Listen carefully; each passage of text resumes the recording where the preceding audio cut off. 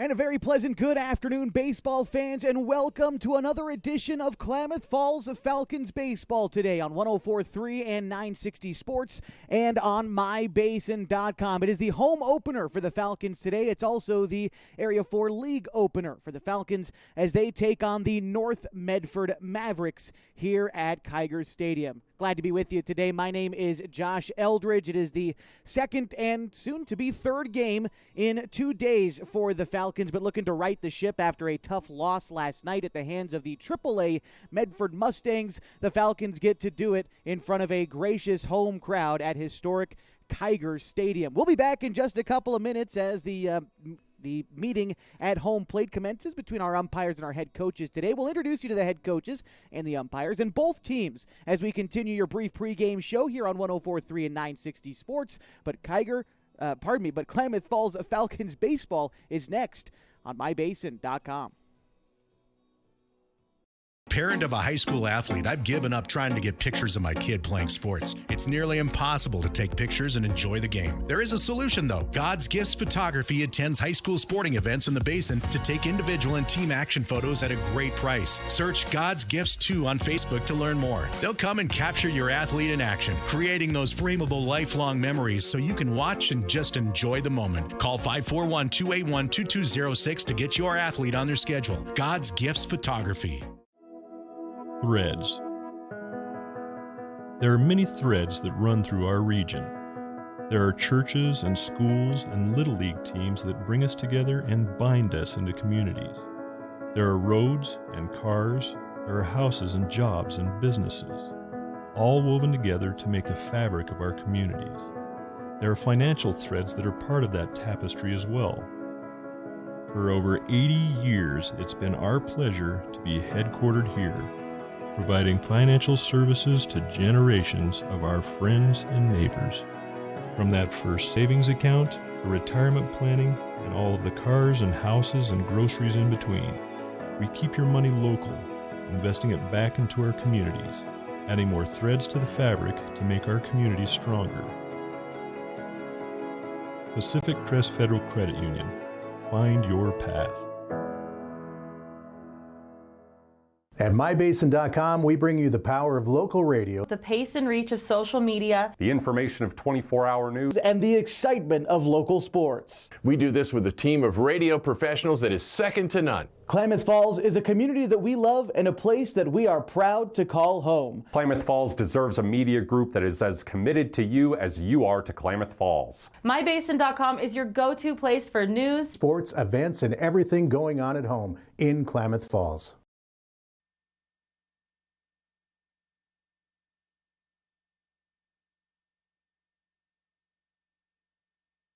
Josh Eldridge back with you from Kiger Stadium today on 104.3 and 960 Sports and on mybasin.com. The Falcons getting ready to open up Area 4 league play against the North Medford Mavericks. And for Klamath Falls, it is their home opener today, but not the opener of the season. In fact, that was last night at Lithia and Driveway Field number 9. The Falcons took on the Medford Mustangs, the AAA Medford team, and a tough loss for the Falcons. There's really no other way to put it. A 22-1 defeat at the hands of the Mustangs. We had 5 pitchers throw for the Falcons, but the Falcons saved their best for the league opener today. On the mound for Klamath Falls, at least in the opener, will be Colin Takini. Didn't throw it all yesterday.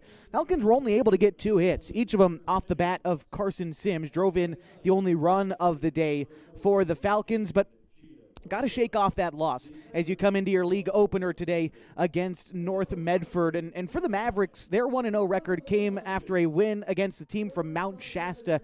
And this was yesterday as well for them. It was a win for Medford, 15-5 against Mount Shasta. They really had the bats working in that one. 9 hits led to those 15 runs, but they were helped out by a handful of errors by the opponent, leading to 6 unearned runs. So take that with a grain of salt. We know this Medford team can swing the bat. Everyone on the roster is from the 6A North Medford Black Tornado, whereas, of course, our Falcons are made up of players from all over Klamath County, mostly Henley, but Klamath Union, Bonanza, Lakeview, and well, I guess that's Lake County as well. We'll introduce you to the entire Falcons lineup. Let's start with that right now, but as a matter of fact, let's begin with the visitors today, and that would be the North Medford Mavericks. We'll go down their starting order first. Leading off at second base is Braden Poff. Kyson Scheid is at shortstop. Colston Staller is pitching for the Mavericks. Merrick Jonathan is batting cleanup in center field. Jax Stowers is at third base, batting fifth. Connor Roush is batting sixth in right field. The first baseman, Quincy Ballard, is batting seventh. Tucker Pickens bats eighth in left field. And Caden Cheatham is the catcher, batting eighth for the North Medford Mavericks. For the Klamath Falls Falcons, their batting order goes like this. The second baseman, Max Price, leads off, followed by Connor Shively. Jacoby Takini is catching and batting third. Colin Takini, the pitcher, bats fourth. P.J. Safford is the third baseman. He bats fifth, followed by Corbin Hamilton at first base, hitting sixth. Carson Pimley bats seventh in right field. Carson Sims, the center fielder, hits eighth. And Ryan Douglas, the left fielder, bats ninth. We're going to step aside ahead of first pitch one final time as we hear the national anthem here at Kiger Stadium. And when we come back, the teams will take the field, and we are ready for Falcons baseball next on 104.3 and 960 Sports. Wait, all I do is wait. So lonely, I just sigh and moan. Seems like I've been waiting forever, wondering if you're coming home. I just saw your face, I know you're coming home. I swear there is no place that feels as good as home. And then I heard your voice, I know you're coming home. I know you're coming home. This is where unconditional love and immeasurable happiness reside. This is home. Coldwell Banker, where home begins. The innocence of youth. Is there anything any better? But soon they'll be in high school and facing all the same challenges you faced. How to make friends, how to fit in, how to be cool. We want our children to have everything they'll need to live fulfilling and productive lives. Make sure the kids in your family are among the more than 120,000 participants here in Oregon who take part in high school sports or activities. Introducing Smith Bates Marcom Solutions, your trusted partner in marketing and communication. We specialize in crafting compelling campaigns, eye-catching graphics, and impactful branding materials. Smith Bates is like working with dependable friends. They always help us build our professional image. Through the innovative strategies that the team at Smith Bates suggested, we've been able to give the brand at Calor the boost that it desperately needed. Unlock your potential with Smith Bates Marcom Solutions.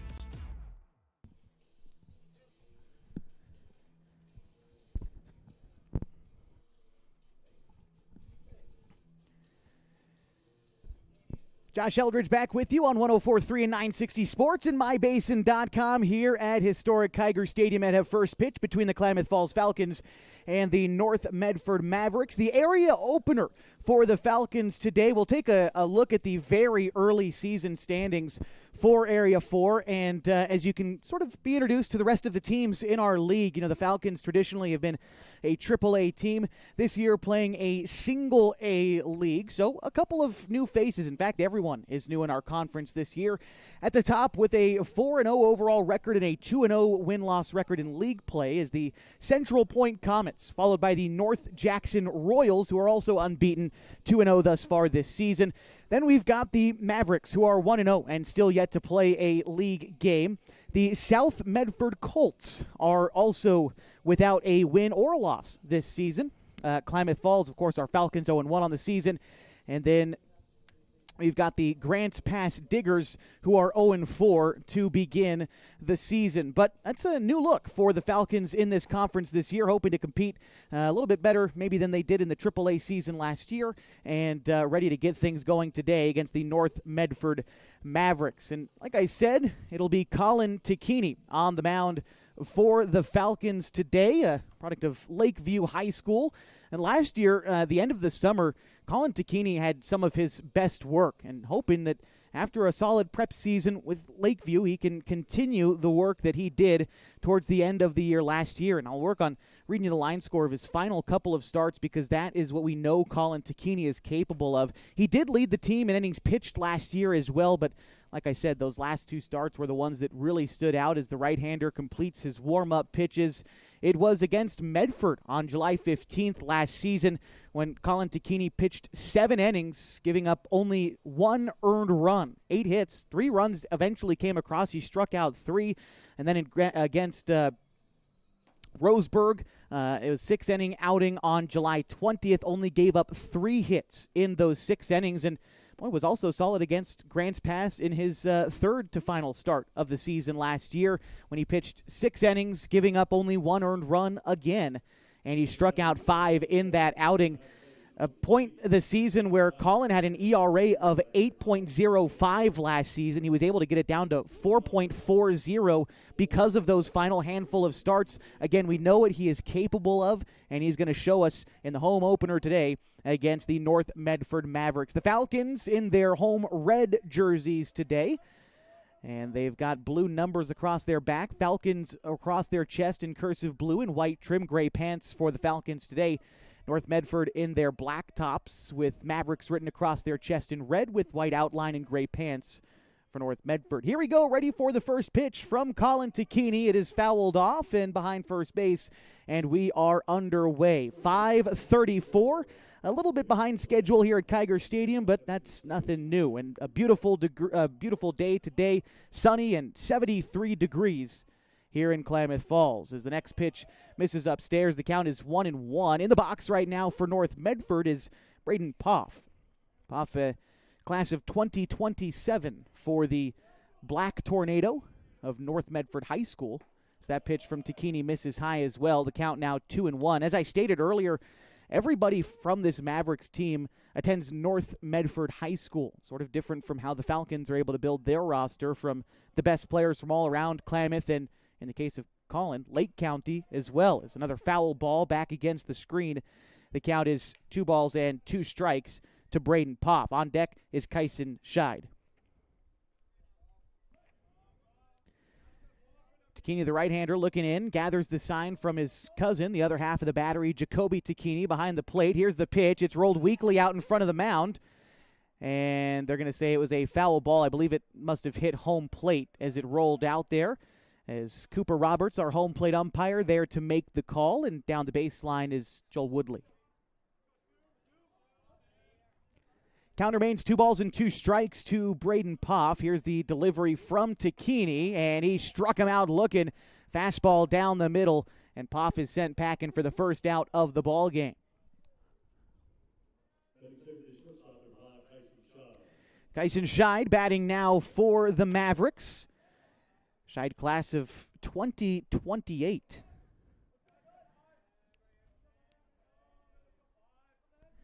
Just wrapping up his freshman season for North Medford as the first pitch is fouled back. The count is 0-1. I believe today was the last day of school for our local Klamath Falls schools. Last night was kind of a challenge, saying former class of this or that, but now we know school is over. Most of these kids are done with their year of school now and can focus on baseball.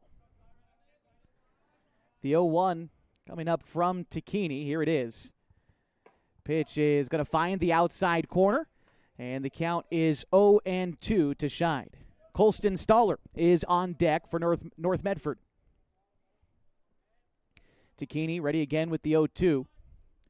That one misses upstairs off the inside part of the plate, maybe a touch as well. And the count now 2 strikes.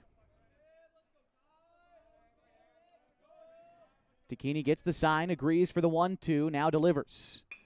Bouncing ball rolls out towards second. Up with it is Price. Throw on to first in time, and that'll be the second out in the first inning, and gives us a moment to introduce you to the defensive lineup for the Klamath Falls Falcons. We already introduced you to the catcher, Jacoby Tacchini.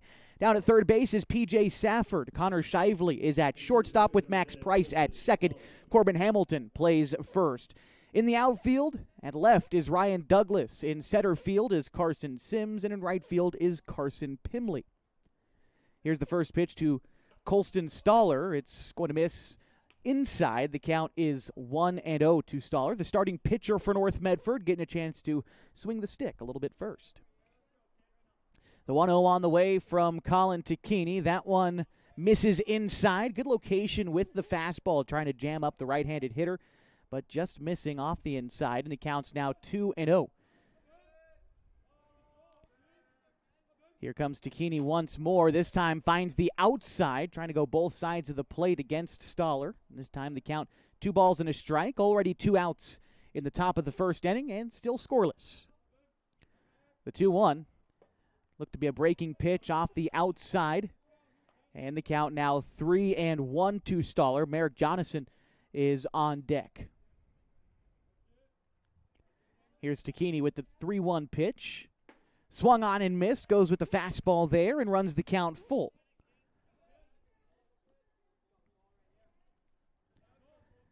Jacoby Tacchini gives the sign. Sets up to receive the pitch and gets a swing and a miss. And the Mavericks go down in order in the first inning. The Falcons will get their first chance in front of the home crowd at Kiger Stadium next on 104.3 and 960 Sports and mybasin.com. Sports was kind of what defined me as a person. I loved to play every sport I could possibly play. The Abbeys was really the family stomping ground for all of our community. Saturday afternoon soccer tournaments, we'd head over to Abbeys afterwards. And then when we got up into middle school, on our way home, we'd stop at Abbeys after basketball games. When I go home, I want to see 2 things when I drive through Winston. I want to see my Abbeys and I want to see my high school. And those are the 2 memories that stick out the most to me. As a parent of a high school athlete, I've given up trying to get pictures of my kid playing sports. It's nearly impossible to take pictures and enjoy the game. There is a solution, though. God's Gifts Photography attends high school sporting events in the Basin to take individual and team action photos at a great price. Search God's Gifts 2 on Facebook to learn more. They'll come and capture your athlete in action, creating those frameable lifelong memories so you can watch and just enjoy the moment. Call 541-281-2206 to get your athlete on their schedule. God's Gifts Photography.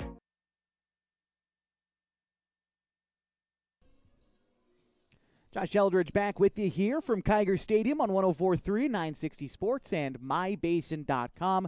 Klamath Falls Falcons will get their first look at Colston Stoller, the right-hander from North Medford. And again, the Falcons' batting order goes like this. Max Price, the second baseman, leads off, followed by the shortstop, Connor Shively. Jacoby Tacchini, the catcher, hits third. Colin Tacchini, the pitcher, bats fourth. P.J. Safford at third base, hitting fifth. Corbin Hamilton at first base, batting sixth. Hitting seventh is Carson Pimley in right field. Carson Sims follows him in center field. And Ryan Douglas, the left fielder, bats ninth. Max Price getting ready to step in now for the Falcons. He, along with so many others, hitless in the loss yesterday against Medford, but a chance to get things started the right way for the leadoff hitter for the Falcons.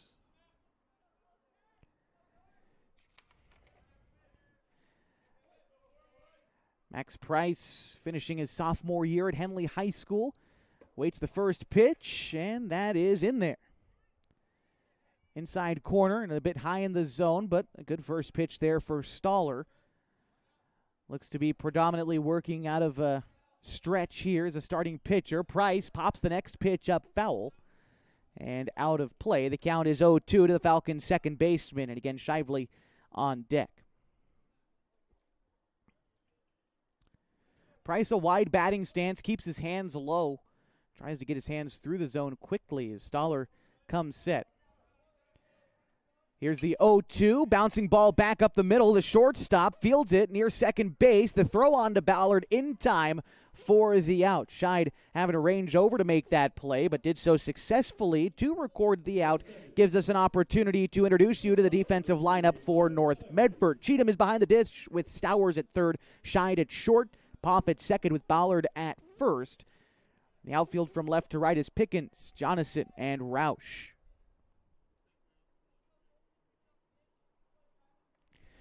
Connor Shively, the lefty for the Falcons, awaits the first pitch. That one misses off the outside. The count is 1-0 to Shively. Another year for Shively of all-conference recognition in the Skyline Conference. Has now done it at 3 separate positions for Connor. Here's the 1-0. Fly ball, shallow left field. Coming in is the left fielder Pickens. Is going to have to battle the sun for some time, but winds up collecting the ball and putting away for the second out. That left fielder and the center fielder for much of the game going to have to battle the sun today, but Pickens doing so, as I said, successfully there. But it is certainly going to be something to keep in mind today. Our vantage point here in the box at Kiger Stadium, facing pretty much directly east. Wind blowing out that way to the east, but again, the sun setting behind us. Here's the first pitch to Jacoby Takini, and he'll take first after getting plunked on the front elbow there. And so see if the Falcons come in with a courtesy runner, and they do. Welcome to the game, Chase Barrett from Henley High School.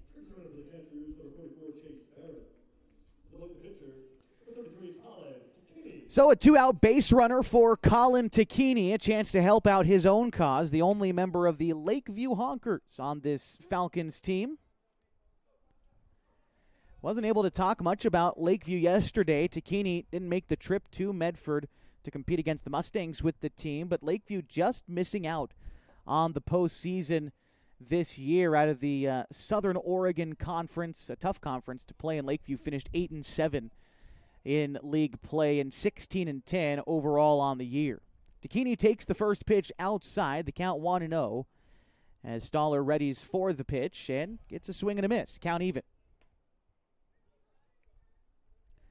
Again, Barrett aboard at first, running in for Jacoby Takini, who is hit by a pitch. P.J. Safford is on deck for the Falcons if Takini is able to find a way on base. Stoller finally comes set now with the 1-1 and delivers home. Barrett is on the move. Fly ball right field. That one's going to be over the head of the right fielder, Roush, and is going to roll to the warning track. They are waving Barrett around third, headed home. He will get in standing. And an RBI double for Colin Takini. Welcome to the ball game. Klamath Falls leads 1-0 after that RBI, and looks like Ryan Glidden is going to come in and run.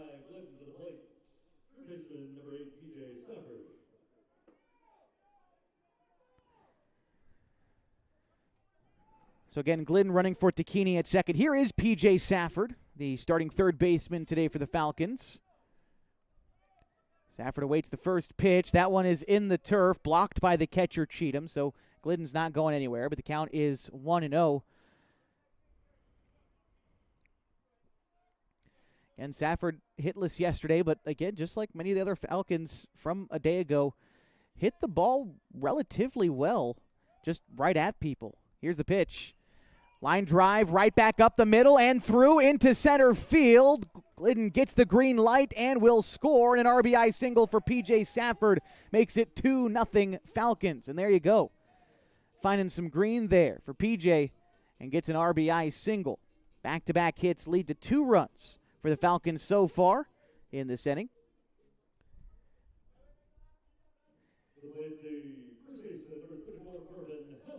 Corbin Hamilton getting ready to bat now for the Falcons.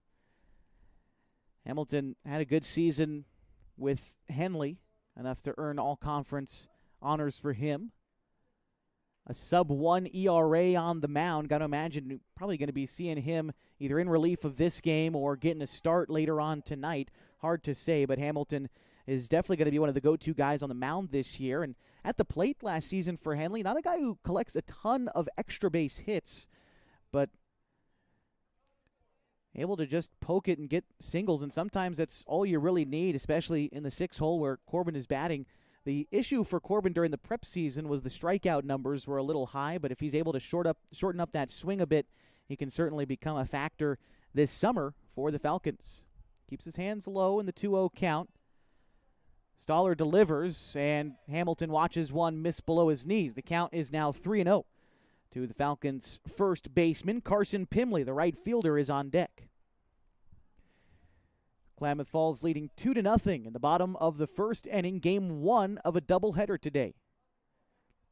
Here's the 3-0 to Hamilton. That one finding the zone about knee-high over the outer third of the plate. Count 3-1.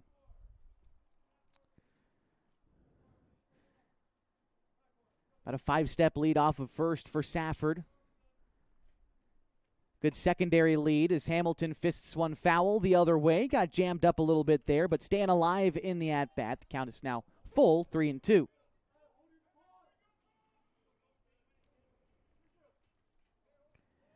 Hamilton going to have to protect in a 3-2 count. Stoller comes set. Catcher Cheatham gives the signal. Now the pitch. On the move is Safford on the full count with 2 outs, but ball 4 as that one misses outside to Hamilton. He'll take first. Safford advances to second, and this will bring up Carson Pimley. Pimley got a little bit of work last night on the hill for the Falcons. Was hitless at the plate. Decent lead off a second for Safford. Here's the pitch to Pimley over the heart of the plate, taken for strike 1.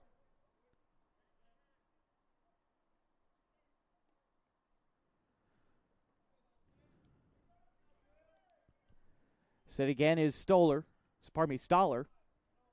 Here's the pitch. That one finds the outside corner as well. The count 0-2 to Pimley.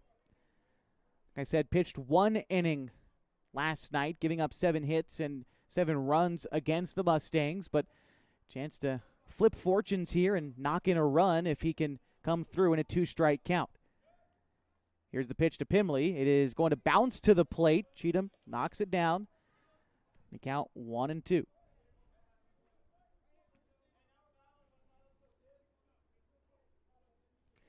After Pimley in the order is Carson Sims, number 8 hitter for the Falcons.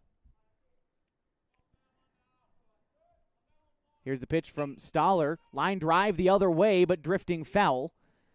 And the count will remain a ball and 2 strikes to Carson Pimley. A couple of fans out there on the patio area down the first base side. Now the third base line, that's where the Falcons fans sit in the sun, but hardly a bad seat here at Kiger Stadium, especially when the concession stands are open, which they are, and I assume to be all summer long as well. Here's the 1-2 pitch, and down goes Pimley on strikes. The Falcons will leave 2 stranded, but they score 2 runs on a couple of base hits, a double from Tacchini and a single from Safford. Falcons will carry a 2-run lead to the second inning on 104.3 and 960 Sports and mybasin.com.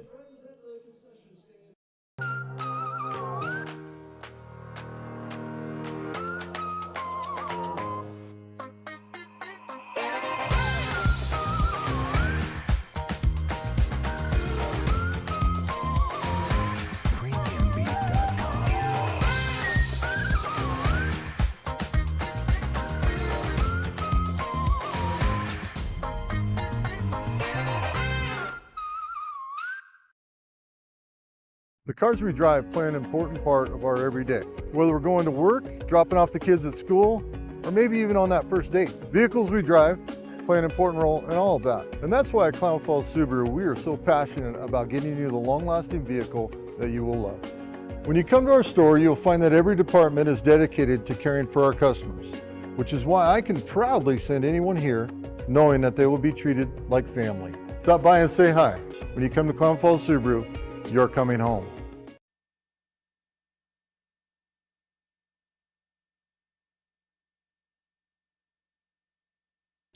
Top of the second inning, and the Falcons lead the North Medford Mavericks 2-0. If there's one thing you can say for sure, we're off to a better start than we were yesterday. And the Falcons have a lead for the first time this season, hoping to carry and hold on to it. Colin Tacchini will enter his second inning of work. He'll have to go through the middle of the Mavericks order. Merrick Jonathan, Jax Stowers, and Connor Roush. Takini was able to get through the first inning unscathed, a couple of strikeouts, produced a ground out as well. And the key, as not only today but all season long, is going to be pitch counts. And if Takini can keep that number down and go a long way, it will bode well for the Falcons not only tonight but on Sunday and on Tuesday when they've got games and heading on the road later on in the week before a trip to Alaska. The baseball season is, as always, during the summer, certainly a grind, and the Falcons going to need all the pitching help they can get. The 0-1 is taken in by Jonathan. The count 1-1. Jonathan, the center fielder for the Mavericks, class of 2027 for North Medford. The 1-1 is hit the other way, well foul.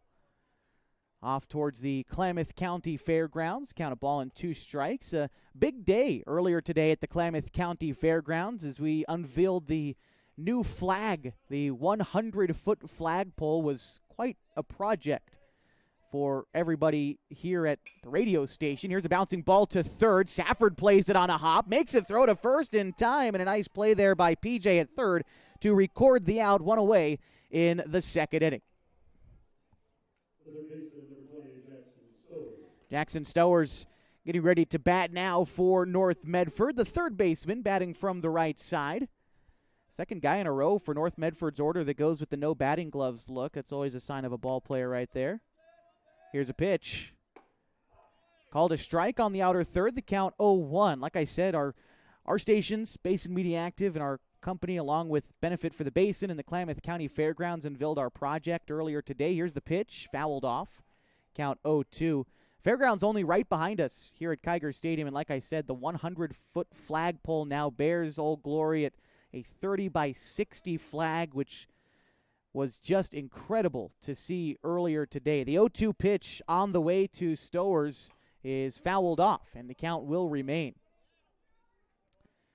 As the flag was being raised mechanically, they have to actually have a machine to do it properly. It's not like you can just pull the rope like you would at, a school or a typical flagpole or something like that. They actually had to mechanically raise it.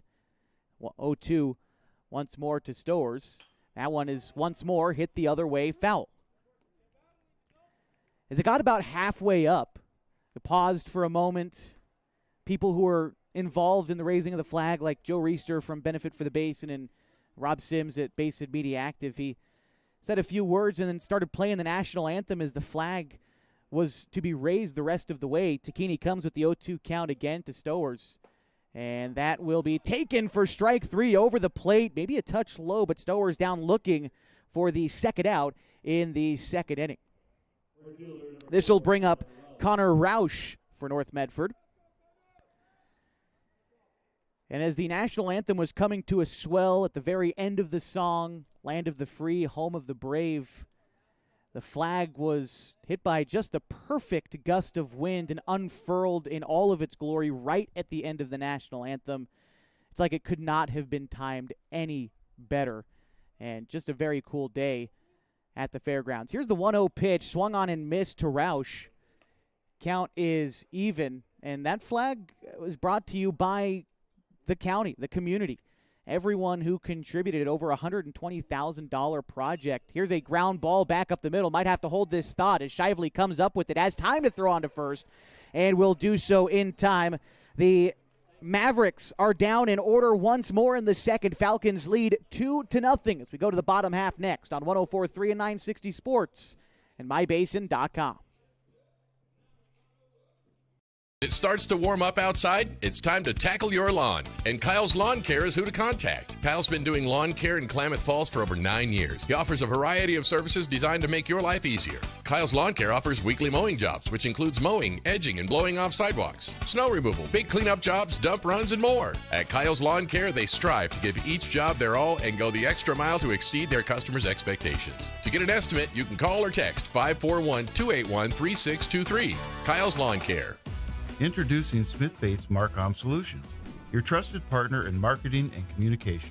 We specialize in crafting compelling campaigns, eye-catching graphics, and impactful branding materials. Smith Bates is like working with dependable friends. They always help us build our professional image. Through the innovative strategies that the team at Smith Bates suggested, we've been able to give the brand at Calor the boost that it desperately needed. Unlock your potential with Smith Bates Marcom Solutions.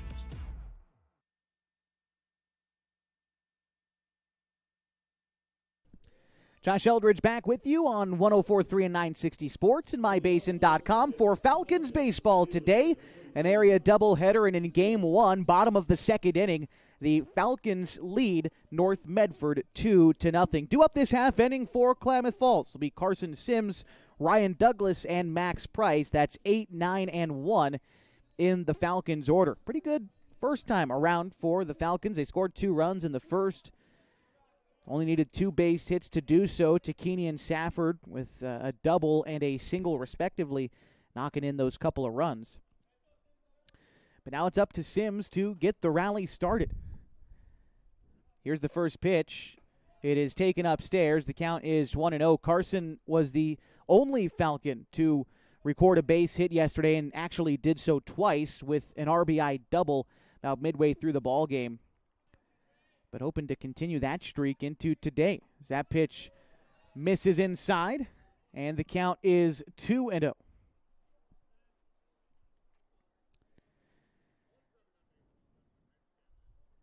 Set is Stowler. And the pitch. Sims pops one up in the infield. Should be playable. First baseman calls everybody off. Ballard makes the catch near the pitcher's mound to record the out.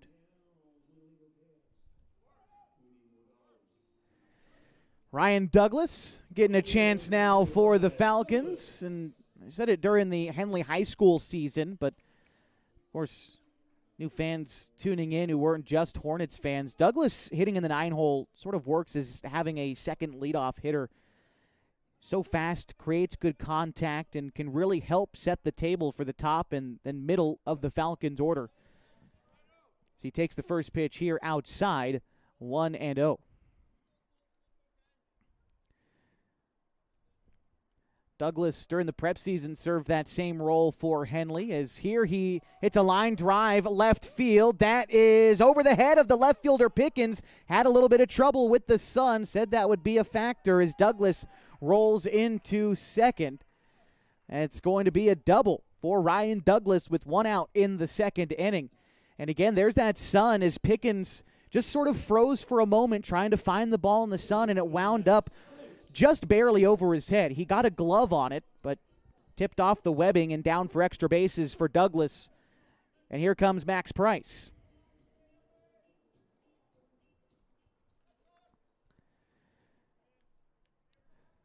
Price 0 for 1 today, grounded out to short to start the ball game for the Falcons. First pitch taken below the knees and maybe a touch outside. The count is 1-0.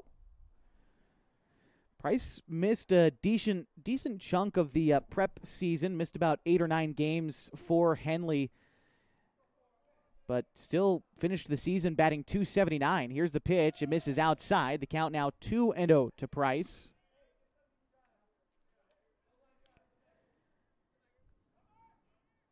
Despite missing all those games, Price being able to get on base at the rate he does was still tied for 4th on the team in runs scored. Here's the 2-0 to Price. That one bounces to the plate in the dirt. Throw down to third, but Douglas in there safely. A heads-up base running play there for Ryan Douglas to advance on the wild pitch. And the count is now 3-0 to Price with Connor Shively on deck. Well, just as I said, pitch counts would be important for the Falcons. I'm sure the same could be said for the Mavericks. Quick check of the pitch count here in the bottom of the second inning for Stowler shows him at 30 pitches. Here's the 3-0. That one finds the inside corner, about belt high to Price. Count still 3-1. Now, first base is open. Stowler doesn't necessarily have to challenge Price here, but still a good count for Price to be a little bit picky at the plate. The 3-1, about belt high over the middle, fouled back, and the count now is full. So things change a little bit for Max. He'll have to protect in a 2-strike count as the catcher, Cheatham, heads out to have a visit with his pitcher for just a quick moment. Want to highlight some folks who make today's broadcast possible down at Howard's Meat Center, where tradition meets innovation with every cut and every bite of Smokin' H barbecue. As you step through their doors, you're not just entering a meat center. You're stepping back in time, where quality of the meat and depth of the customer service were everything. You can check out Howard's Meat Center next to Les Schwab Tires on South 6th Street. And, of course, Smokin' H Barbecue, the food truck parked up at the Tap House near Oregon Tech. All right, back to baseball. The 3-2 on the way to Max Price will miss high, and Price is awarded first, putting runners at the corners with one out.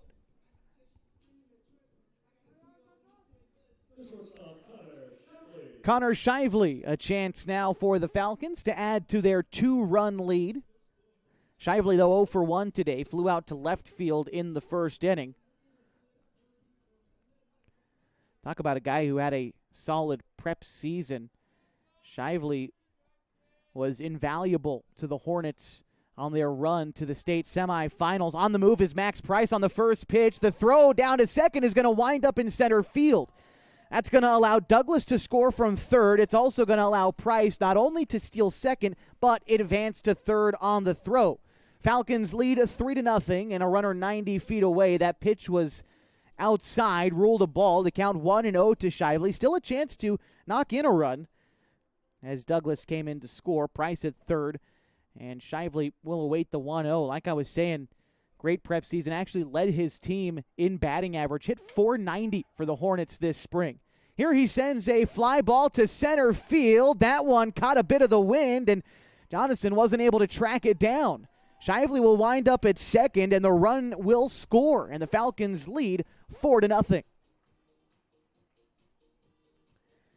An RBI double for Shively.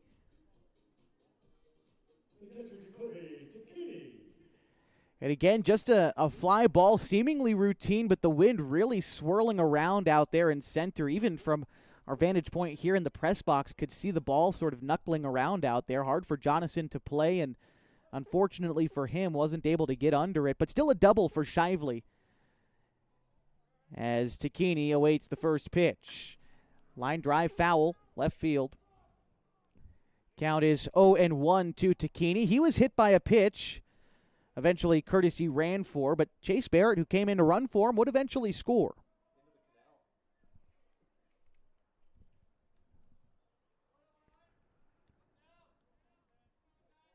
Stoller looking in for the sign from Cheatham. Now comes set. Takes a look at the runner at second. It's Shively. Shively takes another half step towards third as the pitch home misses upstairs. The count even, a ball and a strike. Well, not to continue just rattling off impressive statistics for Connor Shively, but the man out there at second base, you do have to keep tabs on him, was 26 for 26 in stolen base attempts during the spring season with Henley as the 1-1 misses downstairs, 2-1. Don't know how quick he would be to swipe third with one out, but smart base runner, and he's definitely got the speed. Stoller comes set and again looks at Shively before delivering the 2-1 home to Keeney. Fires one foul down the opposite side, and the count is 2-2 strikes. One away, bottom of the second inning, and the Falcons lead 4-0 in game one of a doubleheader. North Medford Mavericks in town today. Just games 1 and 2 of a 4-game season series with them. Pitch in the dirt to Takini will get by the catcher Cheatham, and advancing to third is Shively. The count now full, and a runner at third.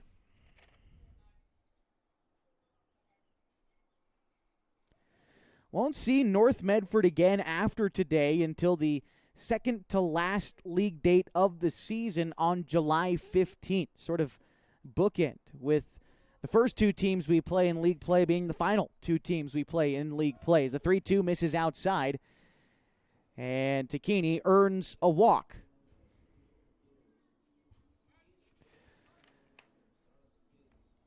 Looks like Chase Barrett will come in once more to run, and we've got a meeting on the mound for the North Medford Mavericks.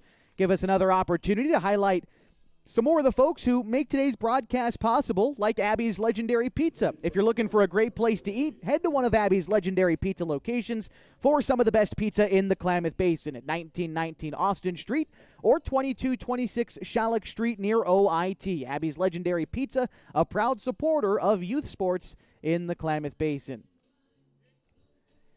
Also, want to give thanks to Klamath Falls Subaru.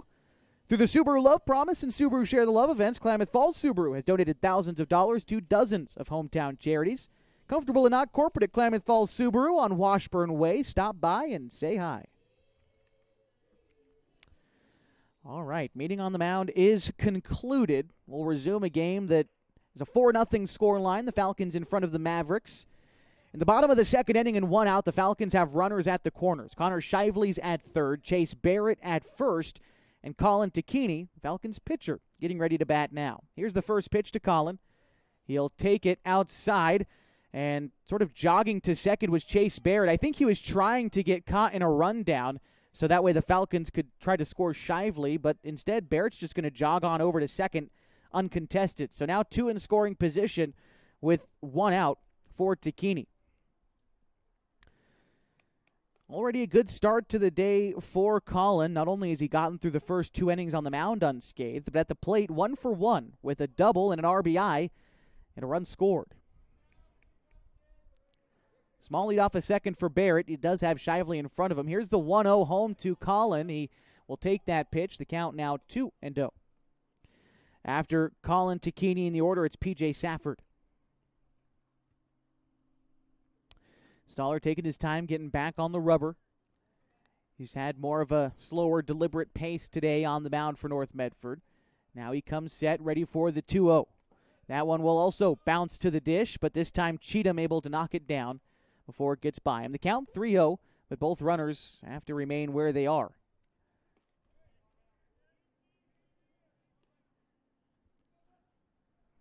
Settling back in is Takini. Awaits the 3-0, and here it comes. That one finds the outside corner. Touch above the knees, a good pitch from Stoller to find the zone. Battle back into the at-bat.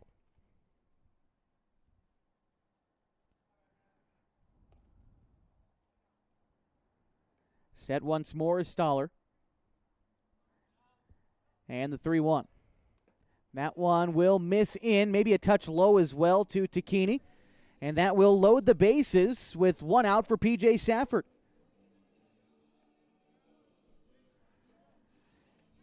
Going to have a runner come in for Colin as well. Ryan Glidden back out on the base paths with the bases loaded. He'll be at first. Chase Barrett at second.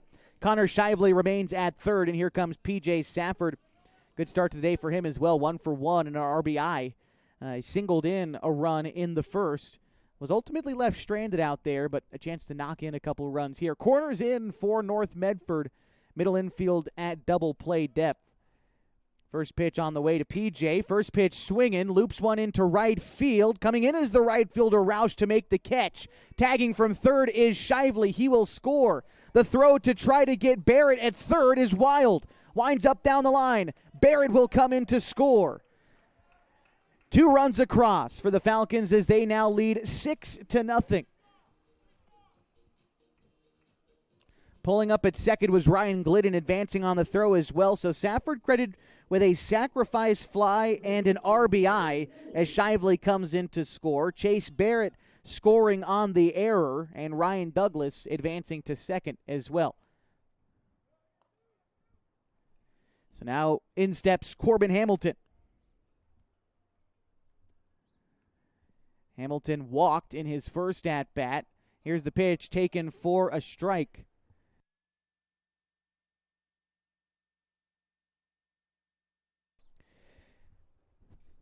Like I said, Hamilton was able to work a walk. Had a good lengthy at-bat his first time around. Saw a lot of pitches. See if any adjustments have been made for Corbin after seeing that many pitches. First, he's got to see a strike. This one misses in the dirt. Count 1-1. After Corbin in the order, it's Carson Pimley.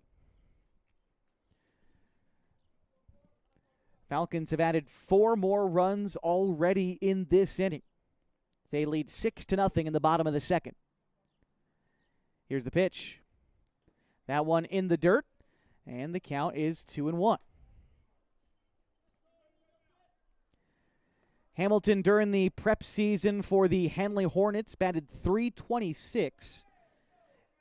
And the point I was making earlier with not a ton of extra base hits, that's taken very literally by Corbin. He only had 2 extra base hits all spring. Here he rattles one foul. The count is 2-2. But his 31 hits were 4th most on the team. So you take what you can get with a guy like Corbin, that on-base percentage up near 400, and that's a good number as well. Right now in a 2-2 count against Colston Stoller, a starting pitcher for North Medford, again finds himself in a bit of trouble. 2 outs in the inning, but a runner in scoring position. Here's the pitch. It'll be taken outside, and the count runs full again to Corbin. The runner at second is Ryan Glidden. Came in running for Colin Takini, still out there. Hamilton going to try to drive him home. Here's the 3-2 pitch. That one's hit the other way. Drifting into foul territory. The first baseman, Ballard, comes away with it. What a catch. Diving backwards in foul territory. My goodness. Nothing you can do but tip the cap on a play like that to end the inning. But the Falcons will take 4 runs themselves. They do 2 base hits to do it. A couple of doubles, one from Shively, one from Douglas. They'll carry a 6-0 lead to the 3rd. Back after this on 104.3 and 960 Sports and mybasin.com. What rhymes with great? Participate. Where does greatness start? Here, in the classroom. On the stage. In the pool. On the field. Where will your greatness take you? To better grades. To more friends. Yeah! Be great. Participate!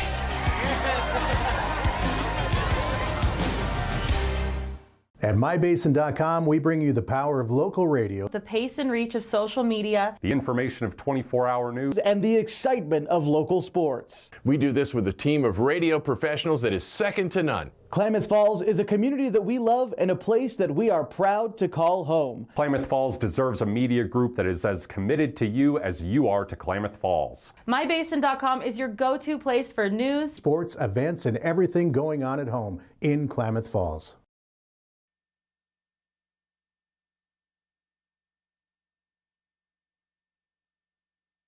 Getting ready for the top of the 3rd inning from Kiger Stadium on 104.3 and 960 Sports and on mybasin.com. The Falcons lead the North Medford Mavericks 6-0. Due up this half for the Mavericks is going to be the bottom third of their order. Quincy Ballard, Tucker Pickens, and Caden Cheatham.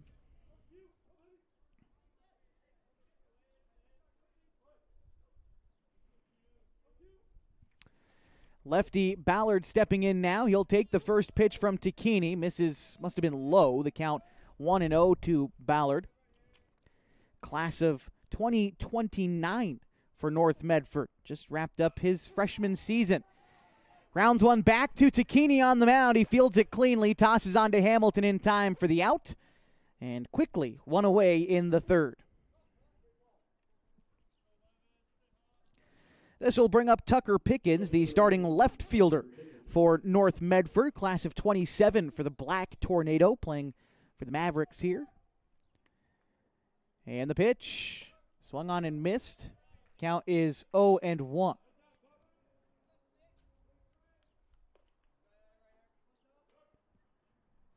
No 1 pitch on the way to Pickens.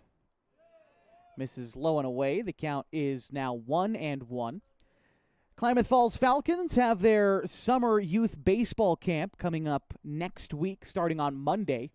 1-1 pitch home is swung on and missed. Count 1-2. Open to all ages. Anyone can come out, boys or girls. It starts at, registration begins at 7:30 on Monday morning for the Falcons baseball camp. The 1-2 pitch. Did he check his swing? The throw down. Yes, he did go, but the throw down to first on the drop third strike is in time. So another strikeout there for Takini gives him 4 for the ball game thus far, and now 2 away in the 3rd inning. So if you want to just, again, to wrap up the idea of the Falcons summer camp, it is Monday through Thursday next week, $120 per player. And just come on out, check or cash or anything to support the Falcons and get your kid out to learn from the players and the coaches next week. Here's the 0-1 on the way to Caden Cheatham. He rolls one over to short. Shively knocks it down, has a bit of trouble coming up with it, but able to regather and make the throw in time to retire the side. Once again, the Mavericks down in order, and the Falcons carry a 6-run lead to the bottom of the third on 104.3 and 960 Sports.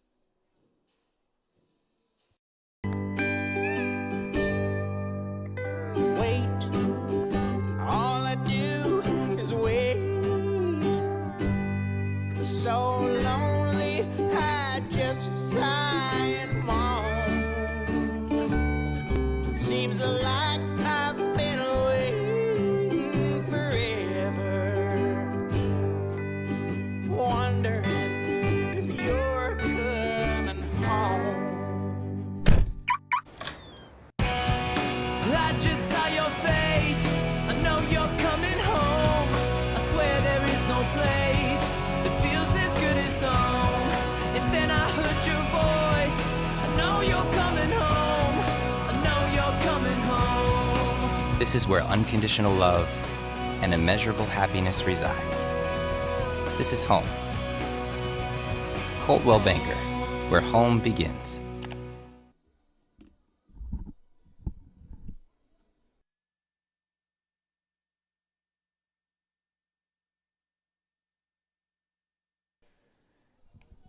Bottom of the third inning, the Klamath Falls Falcons lead the North Medford Mavericks 6-0. Bottom third of the Falcons order due up this half inning. Carson Pimley, Carson Sims, Ryan Douglas. Falcons scored 2 runs in the first, added 4 more in the previous inning, coasting right along in their home opener. Here's the pitch. Fouled off by Pimley. The count is 0-1. Pimley 0-for-1 today. He struck out in the first inning. Right-handed Pimley settles back in. Stoller comes set. And the pitch on its way. Ground ball to third. Up with it is Stowers. Throw on to first in time. 5-3 in the book. Pimley goes down as the first out in the third. Shadow of the grandstand sort of hanging over home plate as Carson Sims gets ready to step in. Will benefit the pitcher for a little while. Kind of tough to pick up the baseball precisely as it passes through the shadow of the grandstand. But as the sun begins to set in the next couple of hours and the lights shine bright here at Kiger Stadium, it obviously would negate that. But for the next little while, pitchers will have a little bit of an edge. Here's the pitch. Misses high. Count 1-0 to Carson Sims. Popped out in the infield, was gloved by Ballard in the second inning. Pitch to Sims, rolled foul towards the Falcons dugout down the third base side and fielded cleanly by the third base coach Sean Teeters. Joe Tacchini down the first base line. Craig Connor in the dugout for the Falcons. Those are their coaches. Gary Curtis, head coach for North Medford. Talk about him a little bit later on. He's assisted by Derek Horsley and Chad Helvey. Count 2 balls and a strike to Carson Sims after taking that one low. And again, after Sims in the Falcons order, it's Ryan Douglas. Stoller with the 2-1, misses in and probably low as well to Sims. A count 3 balls and a strike now.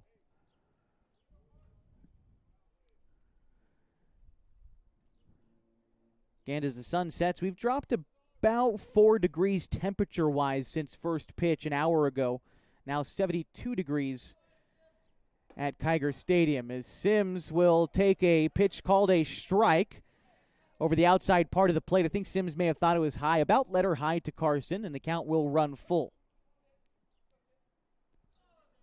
Wide batting stance for Sims. Makes that adjustment in a 2-strike count. Here's the 3-2. Rolls one down the third baseline. Fair off the glove of the third baseman into the left. Sims, big turnaround first. He's digging for two, and he will dive in safely. Something that he's worked on this season, the two-strike approach, and Sims spreads out the batting stance and just pokes it down the line for a one-out double, and that'll bring up Ryan Douglas.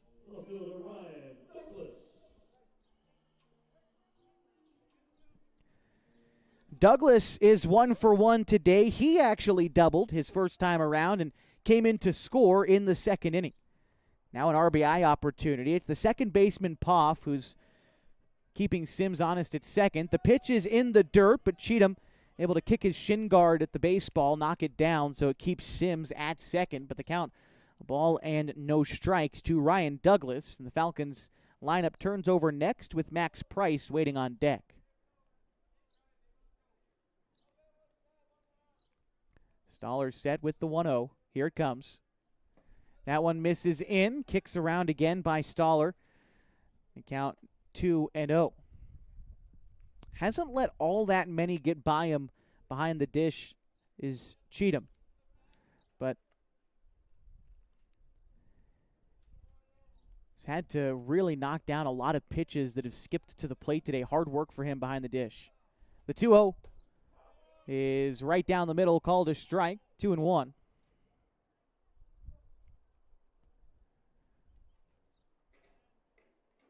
About a 5-step lead for Sims off of second. Not anything too egregious. Fairly modest lead off the bag. Here's the 2-1 pitch. That one looked to be an off-speed pitch that missed outside. About belt high. It's the only place I imagine it could have missed. To count 3-1.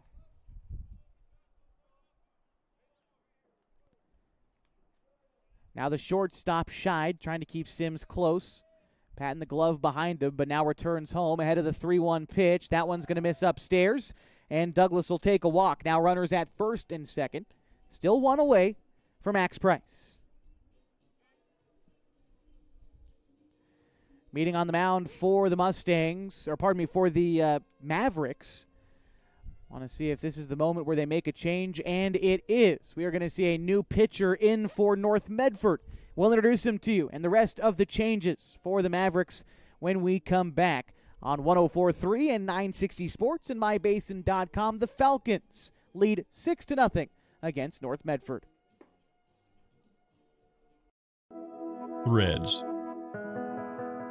There are many threads that run through our region. There are churches and schools and Little League teams that bring us together and bind us into communities. There are roads and cars, there are houses and jobs and businesses, all woven together to make the fabric of our communities. There are financial threads that are part of that tapestry as well. For over 80 years, it's been our pleasure to be headquartered here, providing financial services to generations of our friends and neighbors.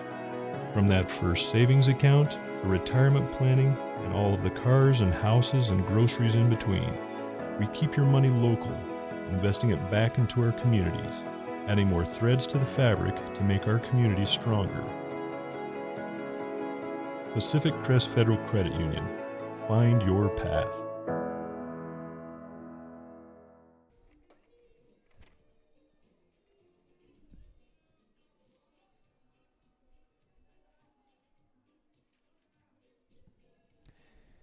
Couple of changes in for North Medford. New pitcher, most notably, will be Jackson Dalton, class of 2028 for North Medford. He'll take over for Colston Stoller. Can't quite close the book on Stoller yet. He's responsible for the 2 runners on base, with Sims standing at second and Douglas aboard at first. And here's Max Price. The pitch from Dalton is going to miss low. The count is 1-0. Couple of other changes for the Mavericks as Stoller, the former pitcher, finds himself in center field. Jonathan, the former center fielder, has moved over to left, and the former left fielder Pickens has exited the game in favor of the new pitcher Dalton. The 1-0 misses low. Count now 2-0 to Max Price. Grounded out in the first, but walked and later scored in the second inning. That one finds the zone. The count is 2 balls and a strike to the Falcons' second baseman. On deck is Connor Shively. By the way, Jackson Dalton, having replaced the Mavericks left fielder, will now bat 8th for them. The 2-1 is going to miss low. The count 3-1. Definite hitters count for Max Price. Found himself in a similar situation when he worked his walk in the second. Had to fight off a couple pitches, but was able to earn it there. And we'll see where Dalton goes on a 3-1. Called a strike on the outer third, and the count is full.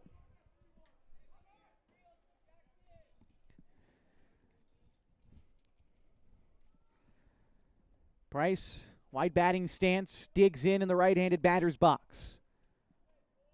Dalton delivers the 3-2. Fly ball left center field. Over is the center fielder, Stoller, to make the catch for the second out. Getting some action early after leaving the pitcher's spot. Records the first out on defense.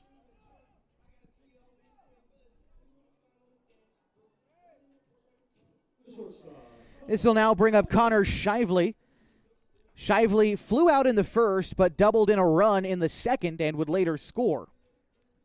The left-handed bat of Shively hits with 2 away and 2 on. Bottom of the third inning, the Falcons lead the Mavericks 6-0. Here's the pitch to Shively. That one will miss upstairs and probably a touch outside as well. The count 1-0 to Shively. Jacoby Takini waits on deck for the Falcons. Set once more is Dalton. And the pitch home. Shively pulls one to right center field. That one is carrying into the gap and will roll to the warning track. Sims will score. They're waving Douglas in to score. Shively round second, heads for third, dives in safely. And a bases clearing triple for Connor Shively gives the Falcons an 8-0 lead. Sims in from second, Douglas all the way in from first. And another extra base hit and an RBI for Shively makes him 2 for 3 on the day. And in steps Jacoby Takini. He's gotten 2 free passes in his first 2 at-bats, although I don't necessarily know if he'd say the first one was free. He was hit by a pitch, then he later walked in the second. Here he lines one down the third base line, fair, and it will roll all the way to the fence. Shively will score with ease. Takini rolls into second, standing with an RBI double. Falcons lead 9-0.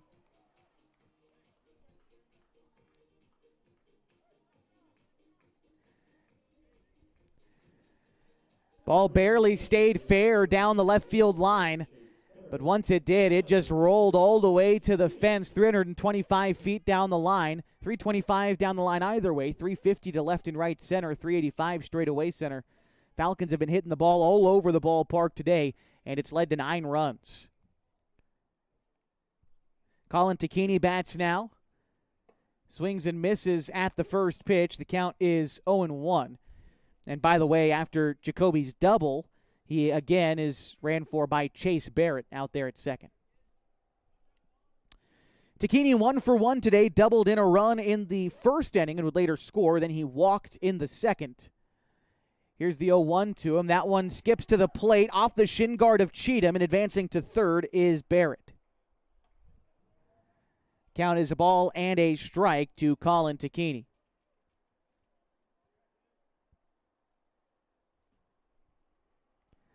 After Colin in the Falcons order, it's P.J. Safford who would love to continue the rally for Klamath Falls this inning, already adding 3 more runs.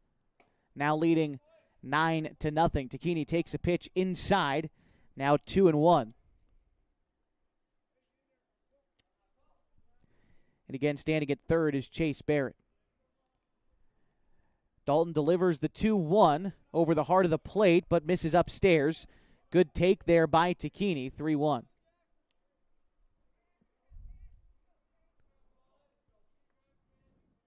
Again, Colin walked in the second. 3-1 is going to miss high. He'll take a second walk here in the third, and that will put runners at the corners. Still 2 away for P.J. Safford.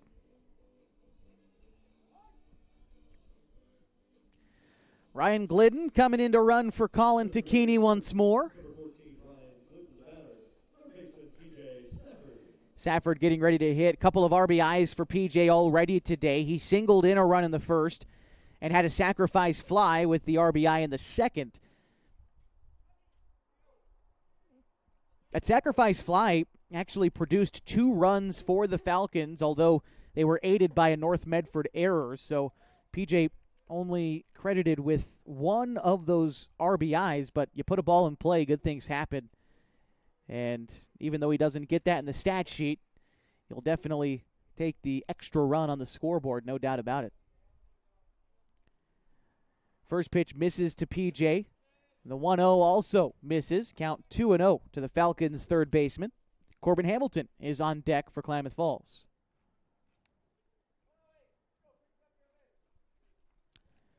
Wind still blowing straightaway center. Out to the east towards South 6th Street. The Pepsi warehouse. As that pitch misses wide. Count now 3-0.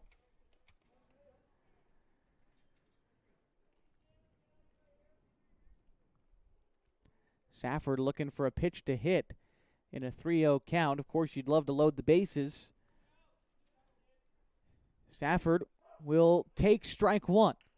Inside corner, about belt high to PJ. Count 3-1. Good pitch for Dalton. Not trying to just offer up a pitch over the heart of the plate. Still trying to work the strike zone. But not much room to wiggle in a 3-1 count. Here's the delivery to Safford. Line drive center field. That'll get down for a base hit.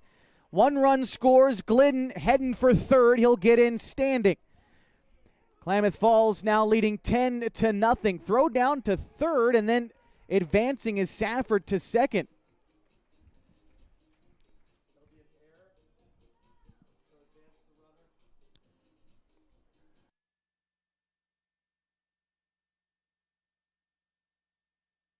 So on the throw in from the outfield, Safford able to advance there. So give him the single, the RBI. Advancing to second on the errors. Chase Barrett scored. Ryan Glidden now to third base. 2 men in scoring position for the 9th batter this half inning in Corbin Hamilton. That pitch misses low. Blocked by Cheatham. Rattles down the third base line, but no one on the move. Count is 1-0. Falcons have added 4 runs to their lead now this half inning, up 10-0. Here's the pitch. Misses high. The count 2-0 to Corbin with Carson Pimley, guy who led off this inning, is on deck.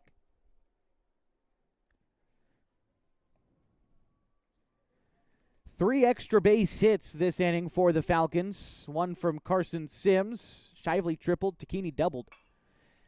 Here's a line drive the other way. First baseman has trouble coming up with it. Bobbles it twice and eventually beats Hamilton in a foot race to the bag. Almost disastrous for North Medford, but they're able to stop the bleeding there after 4 more Falcons runs come across to score. 4 base hits in the inning. They leave 2 stranded in a 10-run ball game headed to the 4th on 104.3 and 960 Sports and mybasin.com. Sports was kind of what defined me as a person. I loved to play every sport I could possibly play. The Abbeys was really the family stomping ground for all of our community. Saturday afternoon soccer tournaments, we'd head over to Abbeys afterwards. And then when we got up into middle school, on our way home, we'd stop at Abbeys after basketball games. When I go home, I want to see 2 things when I drive through Winston. I want to see my Abbeys, and I want to see my high school. And those are the 2 memories that stick out the most to me. As a parent of a high school athlete, I've given up trying to get pictures of my kid playing sports. It's nearly impossible to take pictures and enjoy the game. There is a solution, though. God's Gifts Photography attends high school sporting events in the Basin to take individual and team action photos at a great price. Search God's Gifts 2 on Facebook to learn more. They'll come and capture your athlete in action, creating those frameable lifelong memories so you can watch and just enjoy the moment. Call 541-281-2206 to get your athlete on their schedule. God's Gifts Photography.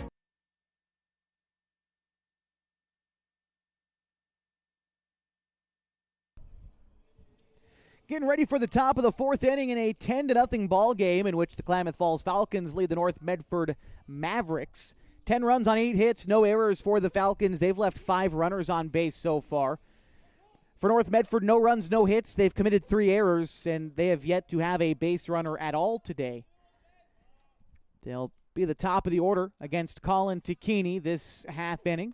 And Takini starts off the at-bat to Braden Poff with a strike. The count 0-1. Poff struck out his first time around. The 0-1 is fouled off. The count now 0-2. Takini being efficient so far. 4 strikeouts in his first 3 innings of work. And like I said, Mavericks yet to find a base runner. The 0-2.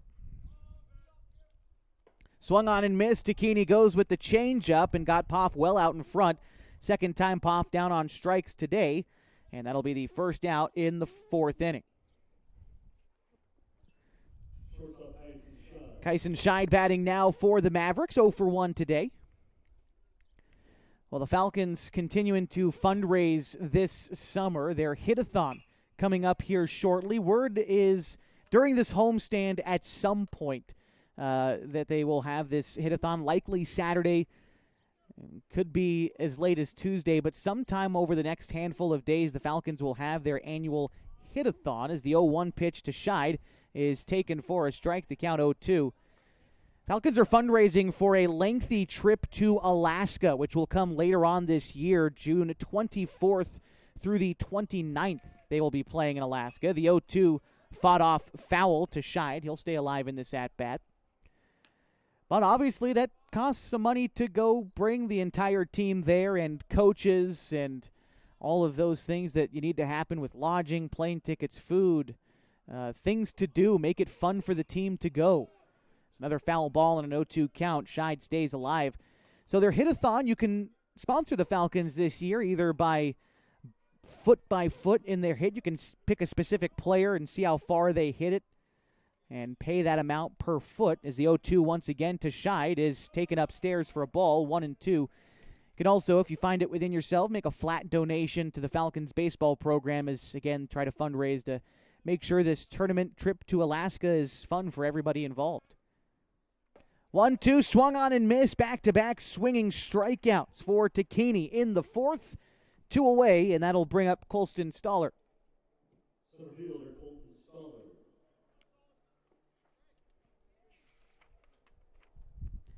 Stoller 0-1 today, struck out in the 1st inning. Here comes Takini.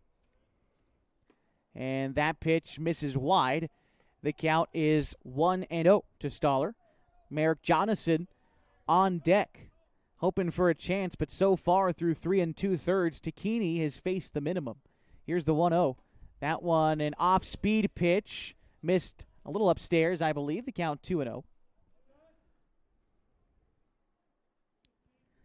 Stoller, by the way, got the start in this game for the Mavericks. Give you the final line score on him here in just a minute as he takes the pitch inside, 3-0.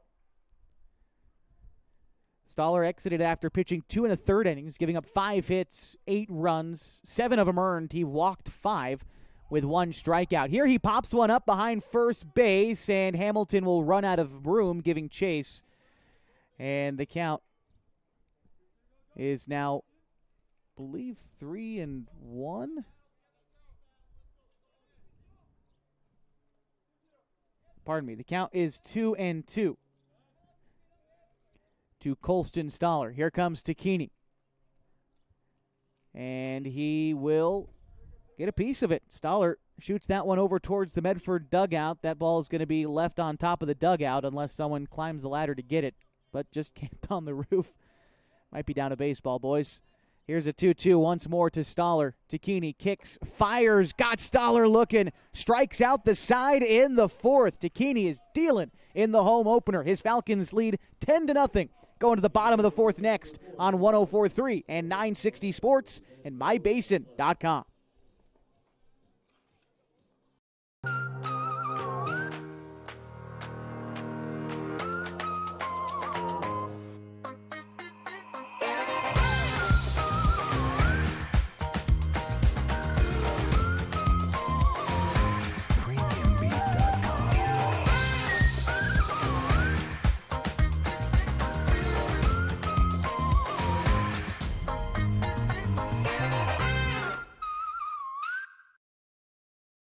The cars we drive play an important part of our everyday. Whether we're going to work, dropping off the kids at school, or maybe even on that first date. Vehicles we drive play an important role in all of that. And that's why at Klamath Falls Subaru, we are so passionate about getting you the long-lasting vehicle that you will love.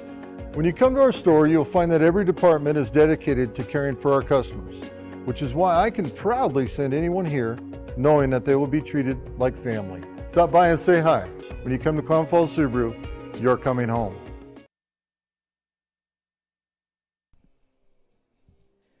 Bottom of the fourth inning, and the Klamath Falls Falcons lead 10-0 over the North Medford Mavericks. 2 runs in the first, 4 more in each the second and third innings. The Falcons will look to add a little bit of insurance. They're in position for a mercy rule in the next half inning, but a couple of extra runs would certainly help get that point across. It'll be the bottom third of the Falcons' order, but a couple of changes as Ryan Glidden gets ready to bat in the spot of Carson Pimley. We'll keep you up to any other changes that the Falcons may have.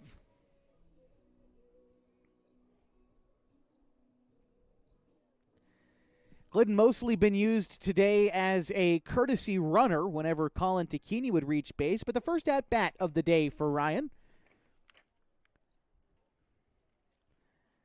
Glidden graduating from Klamath Union High School last week, one of 2 Pelicans on the roster, joined by his teammate during the spring and P.J. Safford.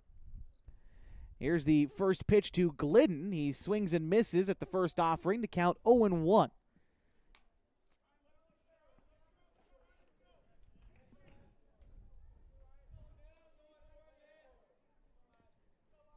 Dalton ready to deliver to Glidden. Here's the pitch. That one misses outside. The count is 1-1. Chase Barrett on deck, going to hit in the place of Carson Sims. Here's the 1-1. Glidden line drive back towards the pitcher, off the glove, and unplayable at short. Glidden will come away with a base hit to start the fourth inning. It was a line drive back to the pitcher. Dalton, it deflected off of his glove. Scheid was going over to second base to field a ball up the middle, and as the ball rattled off his glove, Scheid was then out of position to field the slow roller into the infield, allowing Glidden to reach first on the single. That's how we'll get things started in the fourth, and in steps Chase Barrett.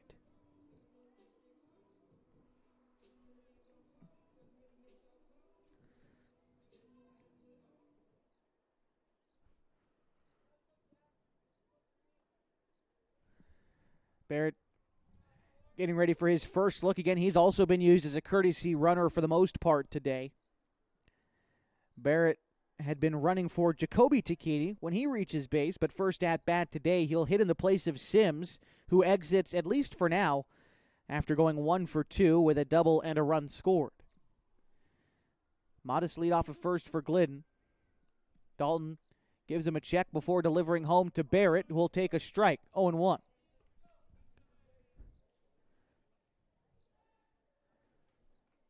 It looks like we'll have a different player batting for Ryan Douglas as well. Once I find out the number there, I'll let you know. Here's the 0-1.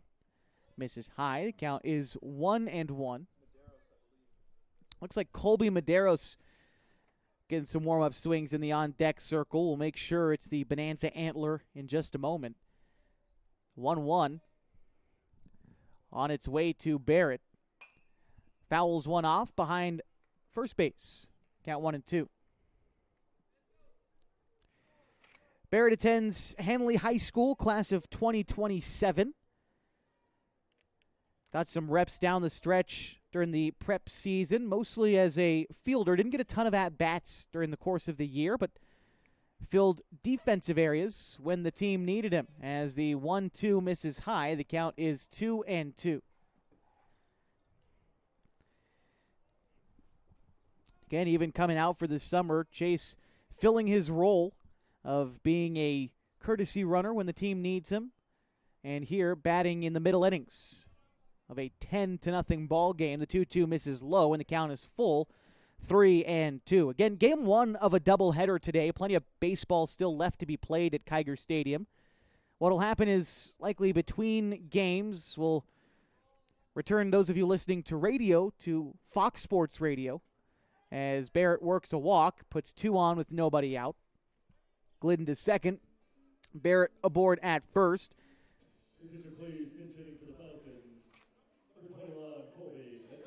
Colby Medeiros batting now for the Falcons.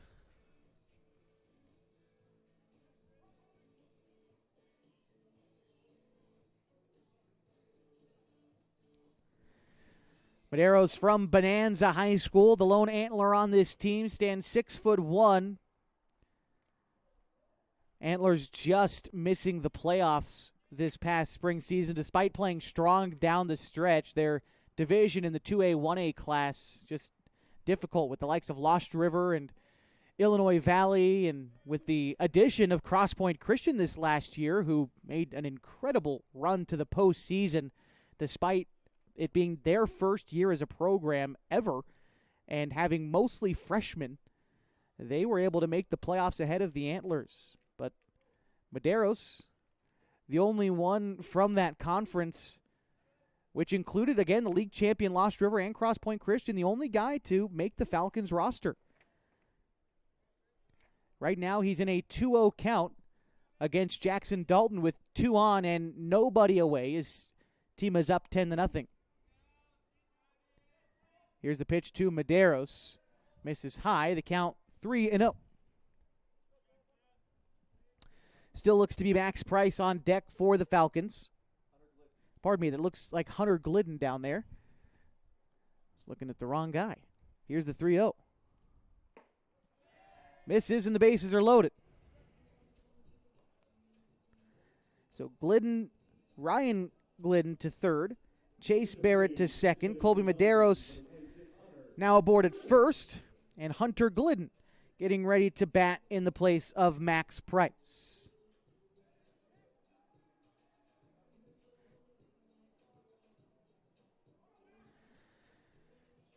Price exits the game for now after going 0 for 2, but he did walk in the second inning and score a run.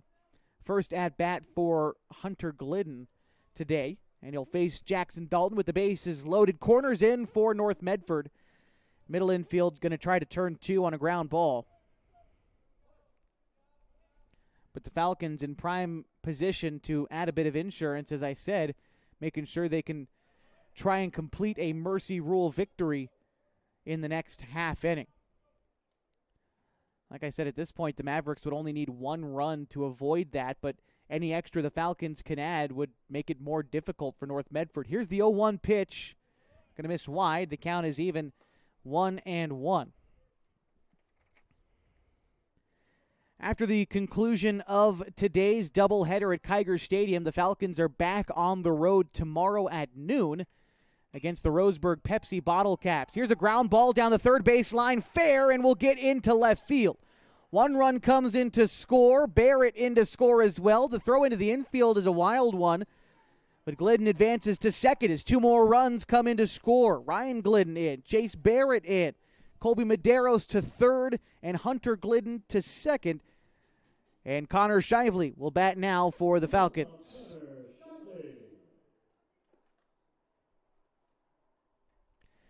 Two runs batted in for Hunter Glidden, his first base hit of the summer. And there's still nobody out with 2 in scoring position as Shively bats now. Here's the pitch. Shively hits one the other way. Slow roller to short. Scheid is up with it, but he's not going to have a chance at Shively hustling down the line for an infield single and an RBI as Medeiros comes in to score. It's now 13-0 Falcons. That Shively, by the way, or that single for Shively puts him just a home run shy of the cycle. He's got 3 RBIs, the double in the second, triple in the third, and now adding that single here in the fourth. Here's Jacoby Tacchini. First pitch to Tacchini, hits it deep to left field. The left fielder, Jonathan, backpedaling and will make the catch for the first out. Tagging and scoring from third is Hunter Glidden, and the Falcons lead by 14.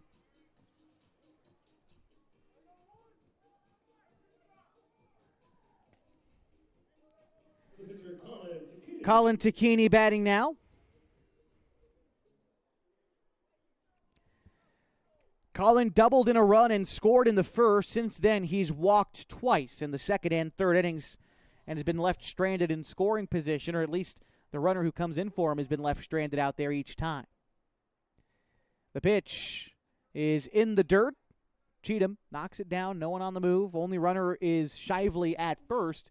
Count is 1-0. Falcons adding 4 more runs here in the fourth and still only 1 out.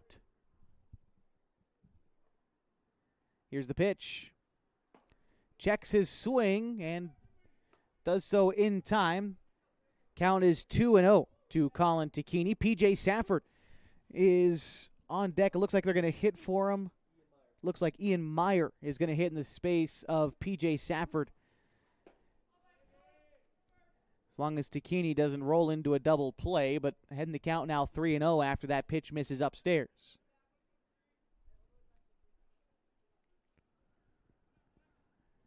Dalton looking in, gets the sign from Cheatham. Checks the runner at first before coming set, now delivers the 3-0. Finds the outer third, about belt high to Colin, the count 3-1. Like I said, after today, the Falcons will hit the road to play the Pepsi Bottle Caps at noon tomorrow. And then the Roseburg Pepsi will come here to Klamath Falls to challenge the Falcons to what has now been switched from a doubleheader to a single 9-inning contest against Roseburg on Saturday.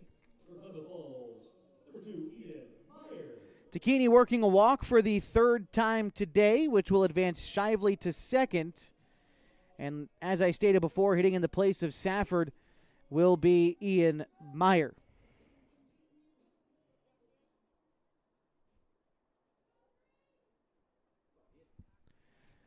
Meyer in a good spot to add some more for the Falcons, up 14-0.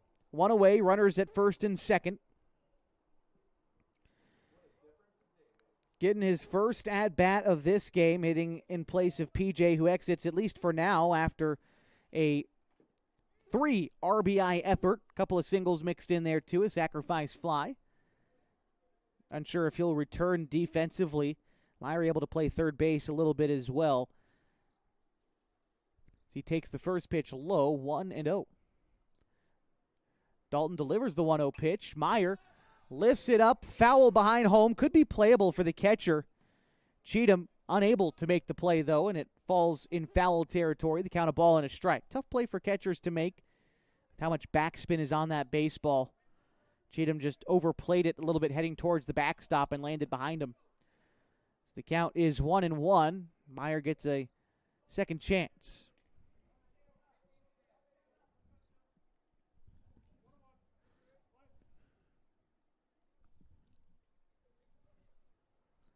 Here comes Dalton with the 1-1, and that one is also popped foul. The count, a ball and 2 strikes, 1 away in the bottom of the fourth inning, and the Falcons lead North Medford 14-0.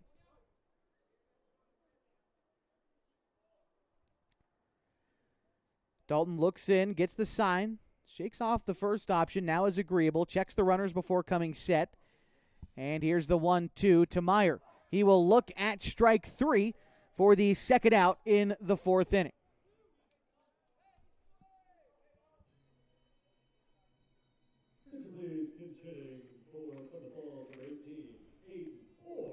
Hayden Poor getting a chance now for the Falcons, hitting in place of Corbin Hamilton.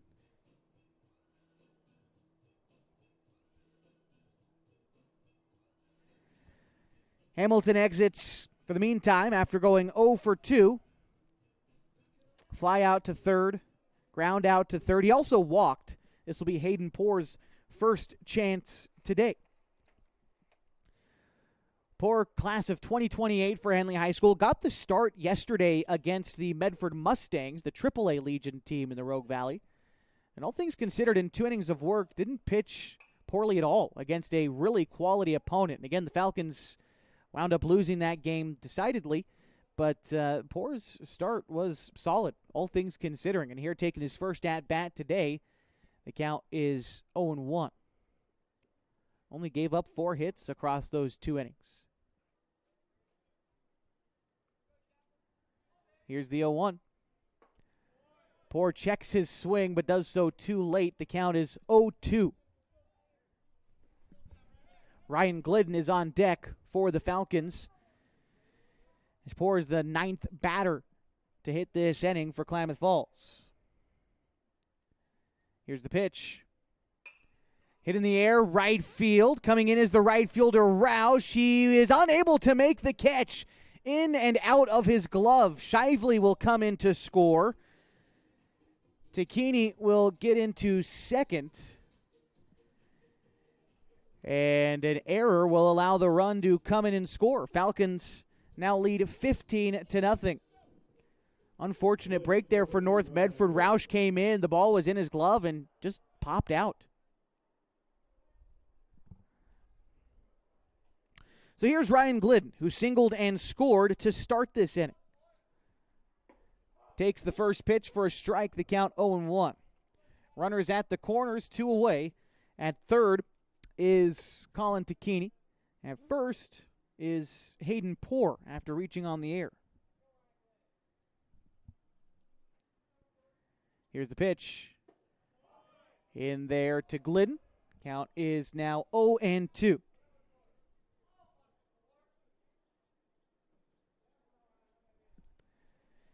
Dalton back on the rubber. About a 4-step lead off of first for Poor.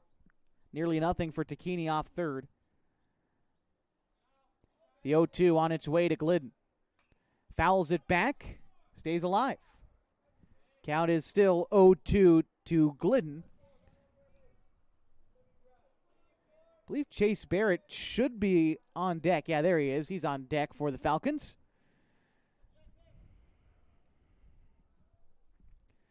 Dalton ready to deliver. Here it is. Takes a pitch high, does Glidden. The count, a ball and 2 strikes. Just to continue the thought about the next couple of days for the Falcons' schedule, on Sunday, a return to league play when the Central Point Comets come to Kiger Stadium. Double-header start at 5:30. The 1-2 to Glidden. Bounces to the plate. No movement on the base paths. The count 2-2. After that league game on Sunday, the Falcons have Monday off before June 17th. Their final home game of the month of June will be against the Post 58 Crushers at 6:30. Single game there. The 2-2 to Glidden. Popped up, out of play, foul. We'll do it again, 2-2. Falcons have a couple of league dates against Grants Pass and South Medford before heading out to Alaska for the final week of June. Their next home game after Tuesday isn't until July 1st when they host Grants Pass for an area doubleheader. The 2-2 home. Swung on and missed. Glidden down on strikes for the 3rd out in the 4th inning. But the Falcons tack on 5 more in this frame, and they lead 15-0. And a chance to close things out here in the top of the 5th, which is coming up next on 104.3 and 960 Sports and MyBasin.com. It starts to warm up outside. It's time to tackle your lawn. And Kyle's Lawn Care is who to contact. Kyle's been doing lawn care in Klamath Falls for over 9 years. He offers a variety of services designed to make your life easier. Kyle's Lawn Care offers weekly mowing jobs, which includes mowing, edging, and blowing off sidewalks, snow removal, big cleanup jobs, dump runs, and more. At Kyle's Lawn Care, they strive to give each job their all and go the extra mile to exceed their customers' expectations. To get an estimate, you can call or text 541-281-3623. Kyle's Lawn Care. Introducing Smith Bates Marcom Solutions, your trusted partner in marketing and communication.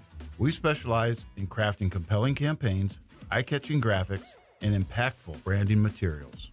Smith Bates is like working with dependable friends. They always help us build our professional image. Through the innovative strategies that the team at Smith Bates suggested, we've been able to give the brand at Calor the boost that it desperately needed. Unlock your potential with Smith Bates Marcom Solutions.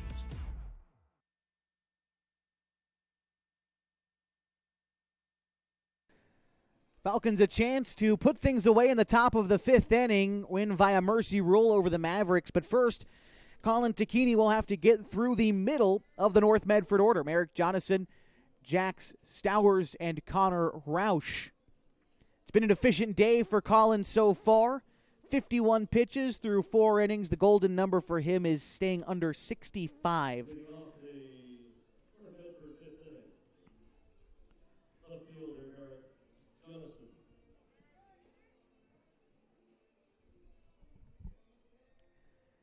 Jonathan stepping in now is 0 for 1, grounded out in the second inning. The Mavericks haven't been able to get anything going offensively against the right-hander from Lakeview in Colin Takini. He's given absolutely a quality start today and looking to finish the job here in the top of the 5th. First pitch on its way to Jonathan. Hard ground ball down the left field line. Into left field fair, and Douglas has trouble with it. Now trying to stretch into second is Jonathan. The throw is going to be there, but unable to field the throw cleanly is Price. So they're going to say a single for Jonathan and advancing on the error. And so first error committed by the Falcons today.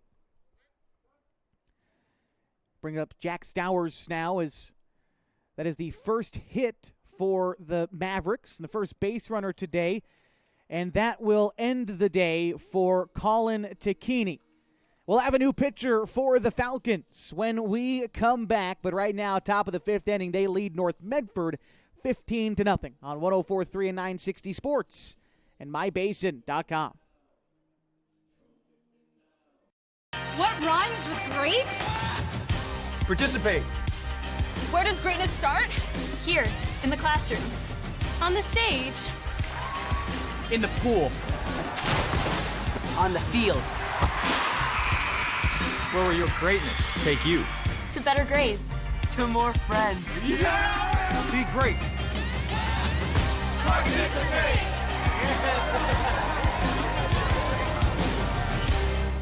At mybasin.com, we bring you the power of local radio, The pace and reach of social media, The information of 24-hour news, and the excitement of local sports. We do this with a team of radio professionals that is second to none. Klamath Falls is a community that we love and a place that we are proud to call home. Klamath Falls deserves a media group that is as committed to you as you are to Klamath Falls. mybasin.com is your go-to place for news, sports, events, and everything going on at home in Klamath Falls.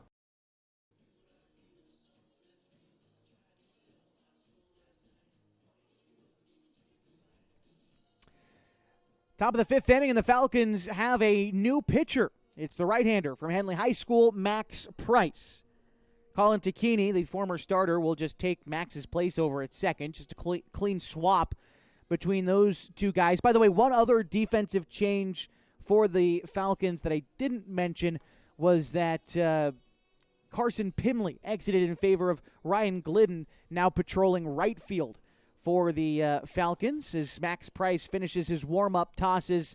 His team leads by a bundle, looking to close out a Mercy Rule victory in Game 1 of a doubleheader today against the North Medford Mavericks and collect not only their first win of the season overall, but their first win of area play in the Single-A Legion level. Falcons have looked good today. Wouldn't be able to tell by the look of this team and the confidence they've been playing with today that they're fresh off a 21-run loss last night. But Falcons have played well, not let that loss affected them, and turn one loss into 2 or 3. They seemingly are ready to stop that at 1, so long as they can record 3 outs before the Mavericks score 6 runs in this inning.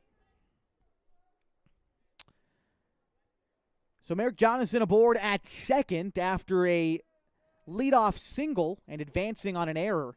He's in scoring position as Jax Stowers steps in. First pitch to him, looked at for a strike. 0-1. Can't close the book on Takini yet. He is responsible for the runner there at second, but would be in line for the win today if Price can hold on. Here's the 0-1. Bouncing ball on the third base side. Hit off the lip of the grass and dodges both infielders on the left side. Gets underneath the glove of Safford and then rolls underneath the glove of Shiley. Just an unfortunate bounce on the cut of the grass. Puts runners at the corners now for Connor Roush.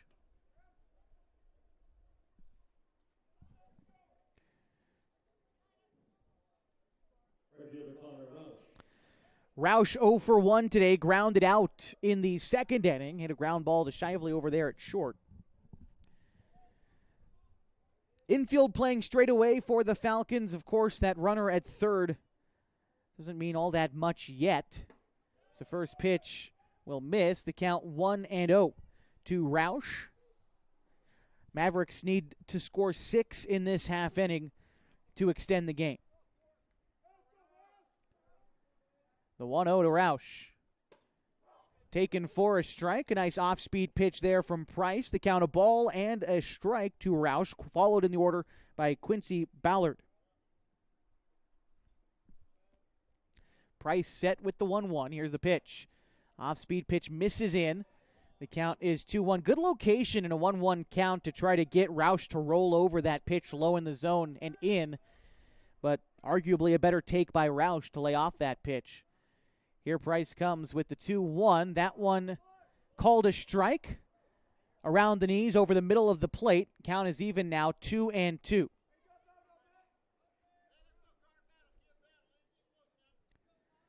Price set once more. Here's the pitch. And gets a swing and a miss for the first out in the 5th inning.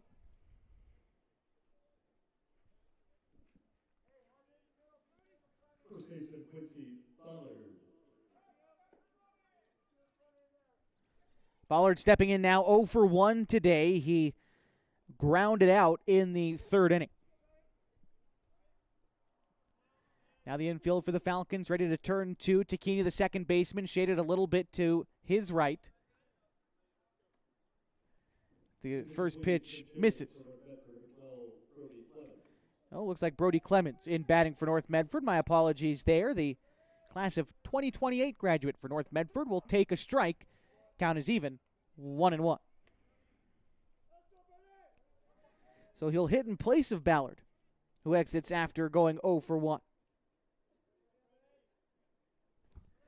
That pitch in the dirt. Takini keeps it around him. One runner will advance to second, so 2 in scoring position now in a 2-1 count to Brody Clemens.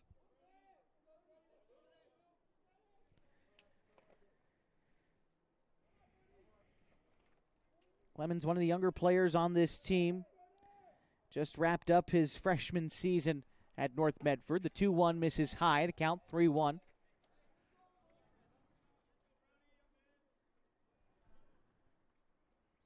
Max Price, a young player as well for the Falcons. Just wrapped up his sophomore year at Henley.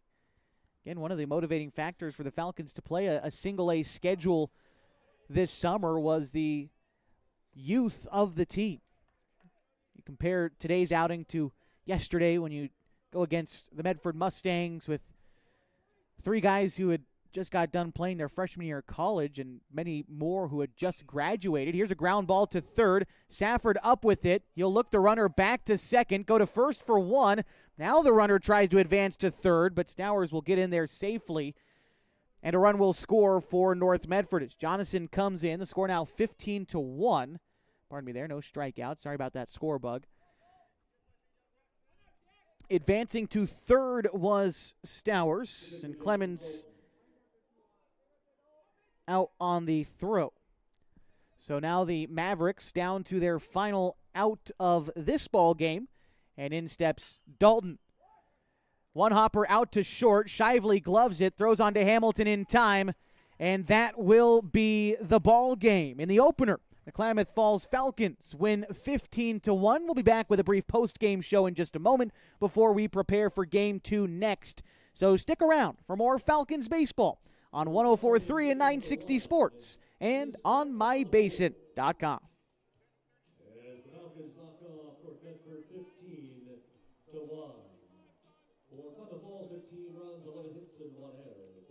Parent of a high school athlete, I've given up trying to get pictures of my kid playing sports. It's nearly impossible to take pictures and enjoy the game. There is a solution, though. God's Gifts Photography attends high school sporting events in the Basin to take individual and team action photos at a great price. Search God's Gifts 2 on Facebook to learn more. They'll come and capture your athlete in action, creating those frameable lifelong memories so you can watch and just enjoy the moment. Call 541-281-2206 to get your athlete on their schedule. God's Gifts Photography.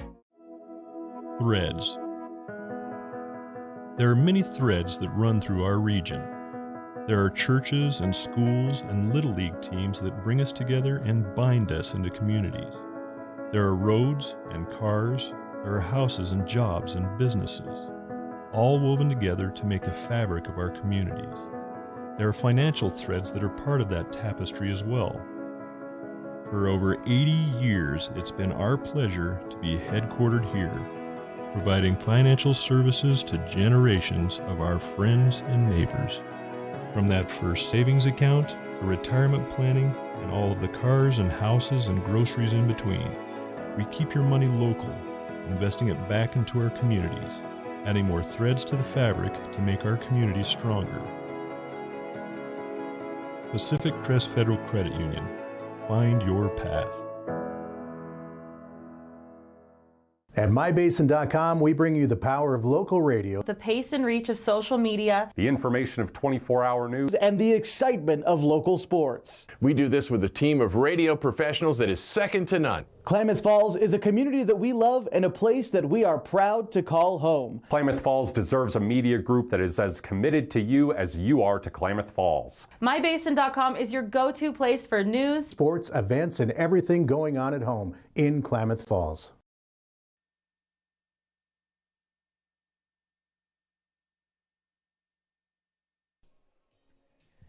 Game 1 of 2 in a doubleheader today is a final from Kiger Stadium. The Falcons win their home and league opener 15-1 against the North Medford Mavericks. 15 runs on 11 hits for Klamath Falls, 1 error. They leave 7 runners stranded today. 1 run on 2 hits, 4 errors for North Medford, and they leave 1 runner stranded today. Your winning pitcher is Colin Takini, giving up pitching 4 innings, 1 hit, 1 run. He struck out 7. The losing pitcher today is Colston Staller for North Medford, pitching 2 1/3 innings, giving up 5 hits, 8 runs, 7 of them earned.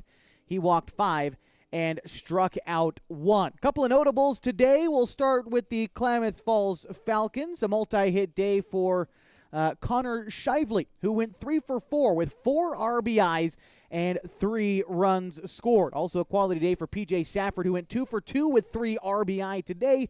Ryan Glidden was 1 for 2 with 2 runs scored. Carson Sims 1 for 2 with a run scored as well. Those are your notables for the Falcons. For North Medford, only 2 guys in the hit column. Jonathan and Stowers both finished 1 for 2. Otherwise, a quiet offensive day for North Medford. They'll look to right the ship in our nightcap. The Falcons look to keep right on rolling and grab a second league win in about 20 minutes. So here's what's going to happen. If you're watching live on mybasin.com, stay put right at this very same link. We're not going anywhere. We're going to take a brief pause, and when we get ready for Game 2, we'll welcome you back in. If you're listening on the radio on 104.3 and 960 Sports, we'll return you for a few minutes to Fox Sports Radio before we get ready for our nightcap tonight and bring you back live to Kiger Stadium. But until then, our final score in Game 1 one more time. 15-1, the Falcons are victorious over the Mavericks. My name is Josh Eldred, saying so long, but hopefully see you soon from 104.3 and 960 Sports and mybasin.com.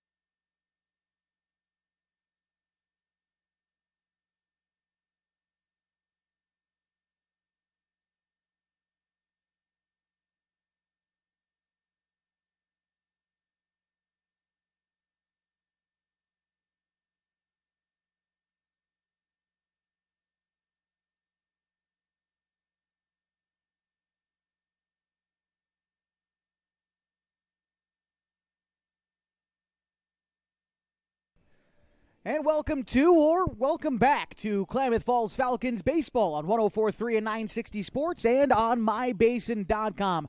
Our nightcap of the Falcons home opener getting ready to get started here in just a few minutes as the Falcons host the North Medford Mavericks. Our opener today went the way of the Falcons. A 15-1 decision saw Klamath Falls improve to 1-1 on the season, and the Mavericks drop to 1-1 on the season. Our coaches are meeting at home plate, swapping lineup cards. We'll introduce you to the starting lineups for both teams coming up in just a moment as we continue from Kiger Stadium. We're going to step aside when we come back. Starting lineups and first pitch on mybasin.com.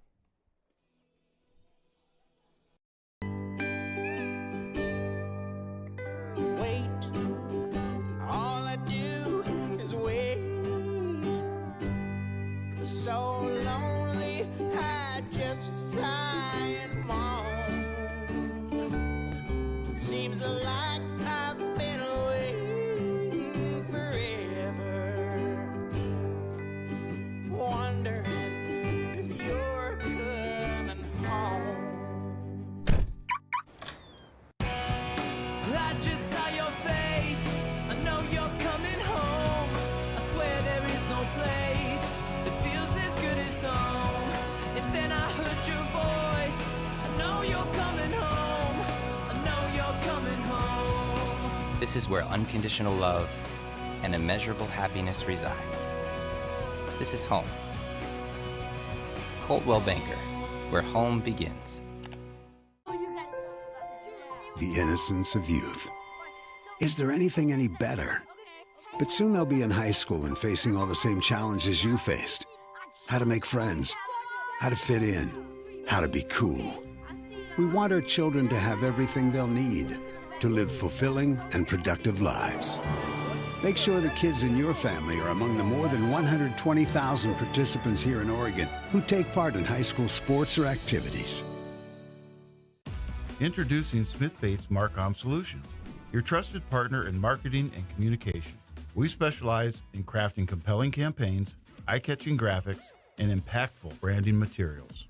Smith Bates is like working with dependable friends. They always help us build our professional image. Through the innovative strategies that the team at Smith Bates suggested, we've been able to give the brand at Calor the boost that it desperately needed. Unlock your potential with Smith Bates Marcom Solutions.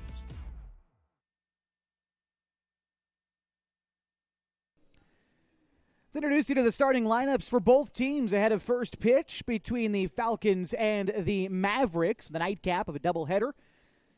We'll start with our visitors today in the starting lineup for the North Medford Mavericks. Leading off for them is going to be their left fielder, Braden Popp, followed by their second baseman, Jackson Dalton.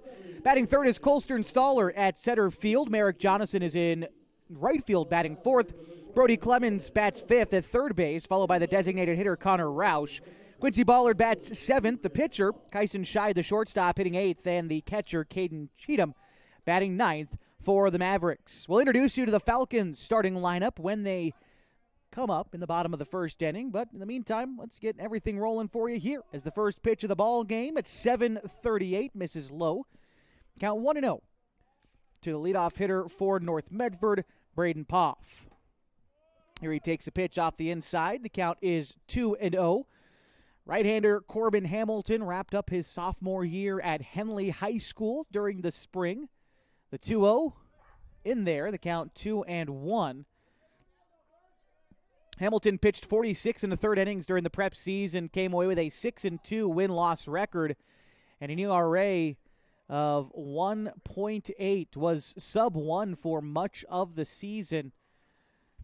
But Hamilton was very good throughout the prep year.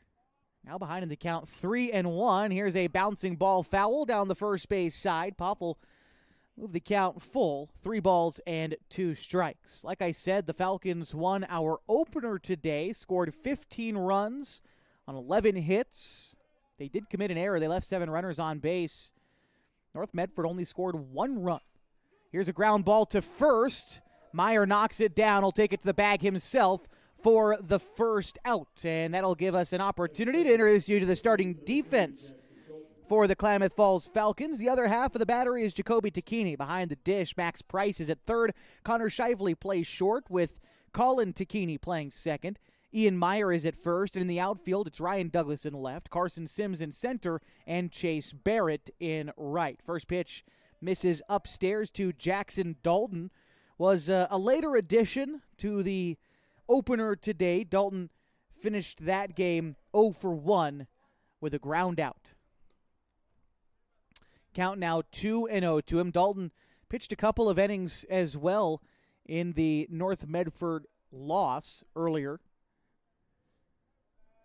Here's the 2-0. That one misses wide. The count is 3-0. On the mound, Dalton pitched an inning and 2/3 earlier today, gave up 6 hits, 7 runs, 6 of them earned. He walked 4 and struck out 2. Here's the 3-0 over the heart of the plate, in there for strike 1. Hamilton battling back into this at-bat with Colston Stoller on deck for the Mavericks. Here's the 3-1. That one is in the zone as well. Bell tie, outer third. Good location there for Hamilton. Now ahead in the count, 3-2.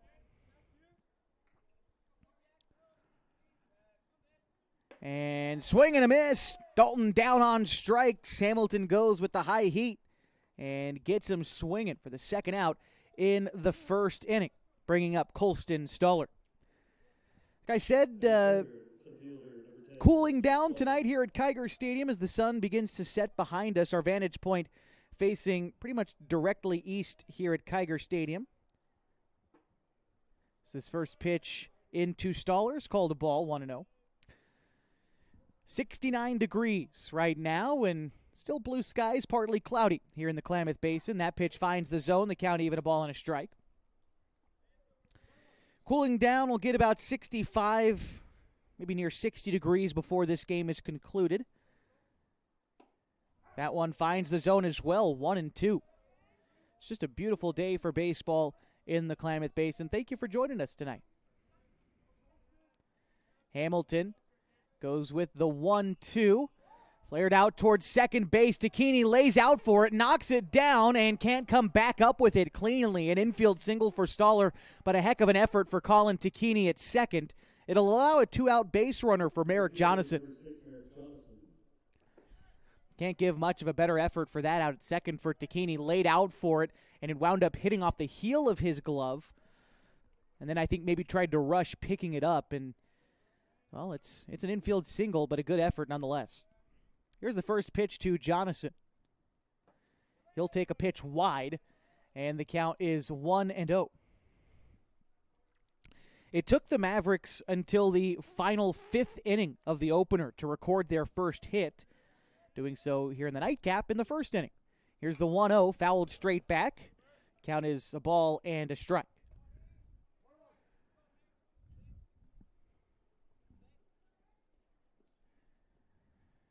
Hamilton, the right-hander, looking in to who was his catcher all throughout the prep season in Jacoby Takini. Fires in a strike. Count is 1-2. Stoller maybe thought about going on the move over there at first. Modest lead, not much to speak of, only about 4 steps off the back, but he had a pretty good jump for his secondary lead. Here's the 1-2. That pitch misses outside. They try to backdoor him this time, but gets back safely. The count is 2-2. And as he takes his secondary lead, he sort of stutter steps to second base, makes it look like he's taken off to steal. I think that's why Jacoby checked him on that last pitch. Now the 2-2. This time he is on the move. Line drive into center field will get down for a base hit. Now rounding second, headed for third is Stoller. The throw in is a little bit wild. Trying to get to second is Jonathan. The throw is going to get him. Aggressive base running does not pay off this time for the Mavericks. We'll go to the bottom of the first inning, scoreless on 104.3 and 960 Sports and on mybasin.com. Sports was kind of what defined me as a person. I loved to play every sport I could possibly play. The Abbeys was really the family stomping ground for all of our community. Saturday afternoon soccer tournaments, we'd head over to Abbeys afterwards. And then when we got up into middle school, on our way home, we'd stop at Abbeys after basketball games. When I go home, I want to see 2 things when I drive through Winston. I want to see my Abbeys and I want to see my high school. And those are the 2 memories that stick out the most to me. As a parent of a high school athlete, I've given up trying to get pictures of my kid playing sports. It's nearly impossible to take pictures and enjoy the game. There is a solution, though. God's Gifts Photography attends high school sporting events in the Basin to take individual and team action photos at a great price. Search God's Gifts 2 on Facebook to learn more. They'll come and capture your athlete in action, creating those frameable lifelong memories so you can watch and just enjoy the moment. Call 541-281-2206 to get your athlete on their schedule. God's Gifts Photography.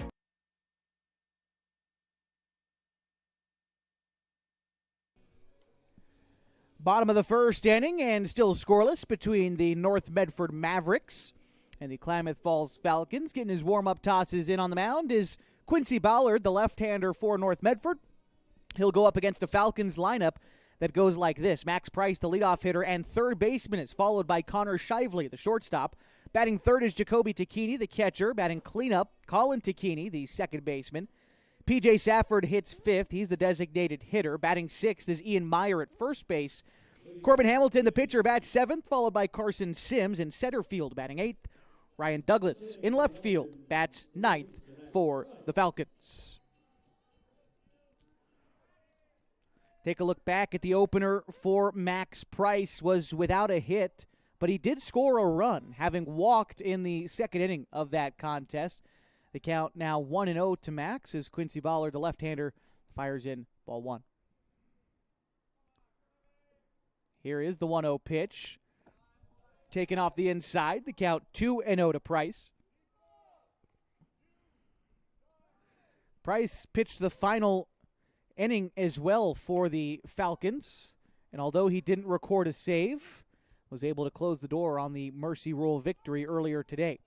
The 2-0 is fouled off. The count now 2-1 to Max Price. Pitch on its way.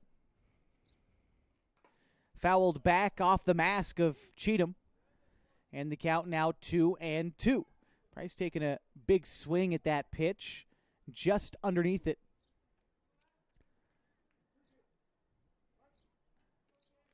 Wind blowing out a little bit towards the southeast here in the Basin. As the 2-2 is hit the other way, foul. The count will remain 2-2. 325 down either line here at Kiger Stadium. 350 to left or right center. 385 to straightaway center.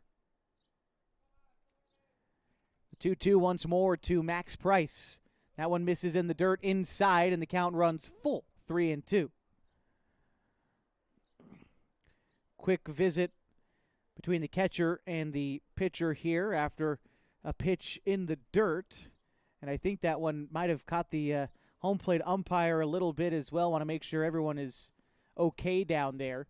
While we sort things out, I want to remind you some of the new sponsors that have come on board to support the Klamath Falls Falcons this year, like Bogate Construction, Case Plumbing, Easy Growing, Ed Staub & Sons, and Fast Break of Oregon.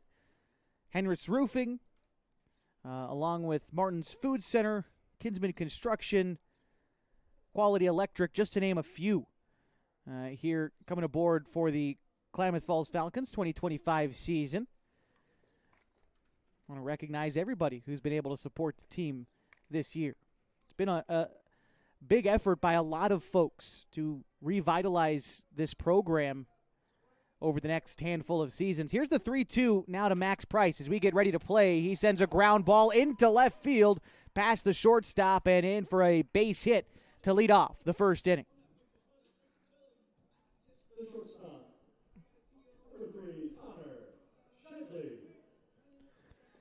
Connor Shively batting now for the Falcons.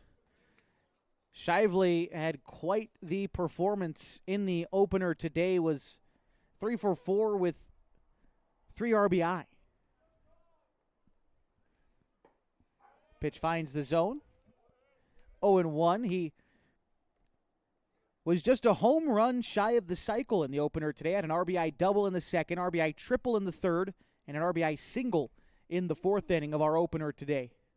Here's the 0-1 to Shively. They're actually going to try to throw over to Price at first. He's going to go ahead and swipe second instead. The throw to get him wasn't precise, and so Price able to swipe second there. The lefty Ballard lifted his leg and made a move to first, but by the time he had released the ball, Price was halfway to second base. So now in scoring position for Connor Shively, and the count is 0-1 to the left-hander. On deck after Shively is Jacoby Takini. Here's the pitch.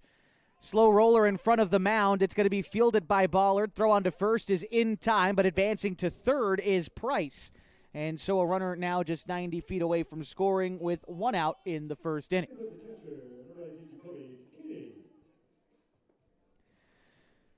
Takini stepping in now for the Falcons. Takini with a couple of RBI, reached base 3 times in the opener today. Was hit by a pitch and was walked. Added an RBI double in the third and had a sacrifice fly with an RBI in the 4th inning. Here he takes ball 1 below the knees. After Jacoby Takini, Colin Takini is on deck. Here is the 1-0, and it's swung through by Jacoby. The count even. Again, still just 1 out in this inning. And a runner at third for the Falcons as they try to break our scoreless tie in the bottom of the first. Takini might just do that here. Rolls one into left field, and a base hit will score Max Price. And the Falcons with an early 1-0 lead in the bottom of the first inning.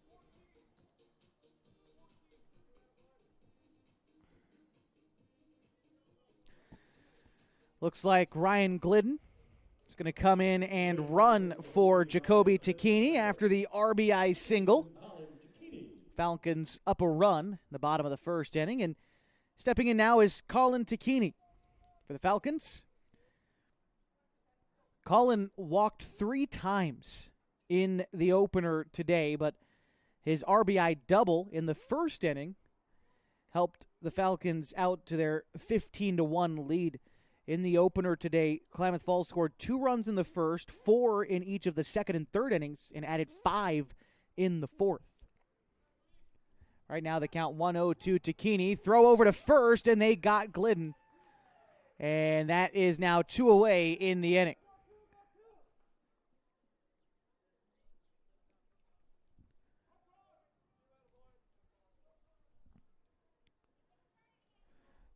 Takini now tasked with starting a rally with 2 outs in the inning. He'll swing through this pitch. And the count is even now, a ball and a strike to the Falcons' second baseman. Colin got the start on the mound in Game 1 and pitched beautifully in that game. Here he grounds one back up the middle. Ricochets off the pitcher Ballard. He recovers in time to throw on to first for the out. And a nice play there for the North Medford pitcher to get out of the inning. But the Falcons do score 1 on 2 base hits. No runners stranded. They'll take a 1-run lead to the second next on 104.3 and 960 Sports.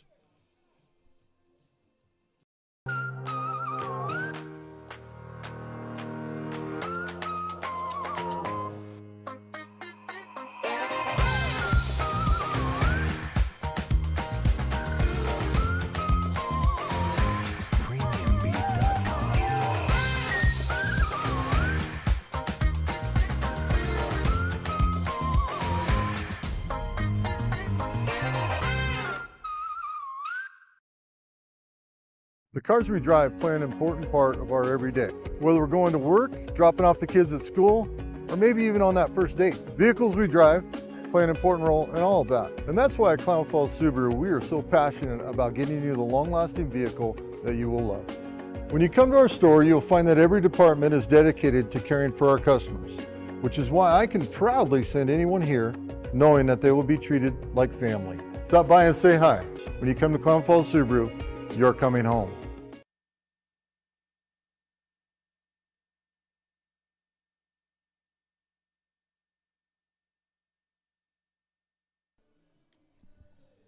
Top of the second inning between the Falcons and the Mavericks. And right now it's Klamath Falls who leads Medford 1-0. 5, 6, 7 due up for North Medford in this half inning. Brody Clemens, Connor Roush, and Quincy Ballard.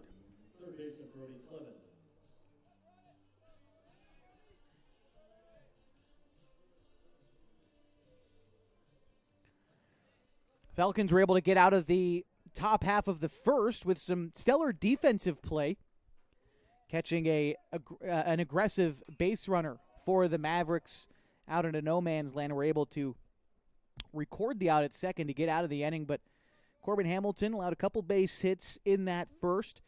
Mavericks must feel like they're knocking on the door. Here's the 0-1. That pitch will miss low. The count even, a ball and a strike after the first pitch of the at-bat was hit foul.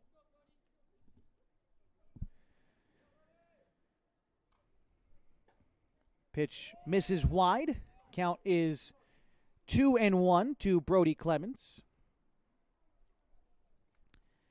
1-1 again. That one is going to find the zone. Pardon me, now the count 2-2. Klamath Falls Falcons have their youth baseball camp coming up next week on Monday through Thursday. Here's the 1-2, swung on and missed. Down goes Clemens on strikes for the first out in the second inning. This will bring up Connor Roush, the designated hitter for the Mavericks. The youth baseball camp for the Falcons, open to kids of all ages, runs Monday through Thursday next week. If you want to have your kid come on out and learn from the best coaches and the best players in the Klamath Basin, have them sign up as Takini fires in strike one to Connor Roush. $120 a player, 4 days of baseball here at Kiger Stadium. It's the 0-1, swung on and missed by Roush. He's behind in the count 0-2. We have details in the registration form on our website on mybasin.com under the events tab. You can find it there, fill it out, and bring check or a cash on Monday at 7:30. It's the 0-2, misses wide to Connor Roush. The count, ball and 2 strikes.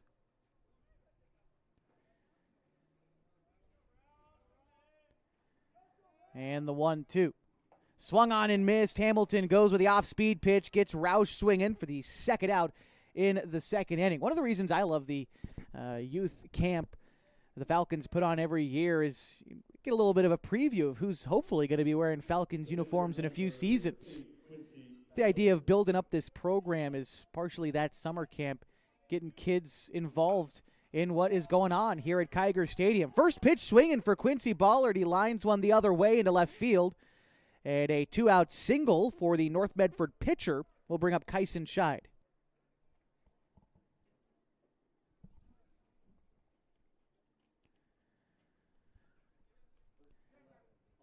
Oh, looks like instead of Scheid, it'll be Tucker Pickens. Oh, Pickens will actually be running at first, so Scheid's still batting. There we go. So Pickens in running for the pitcher, Ballard at first. And the delivery from Hamilton will miss outside. The count is 1-0.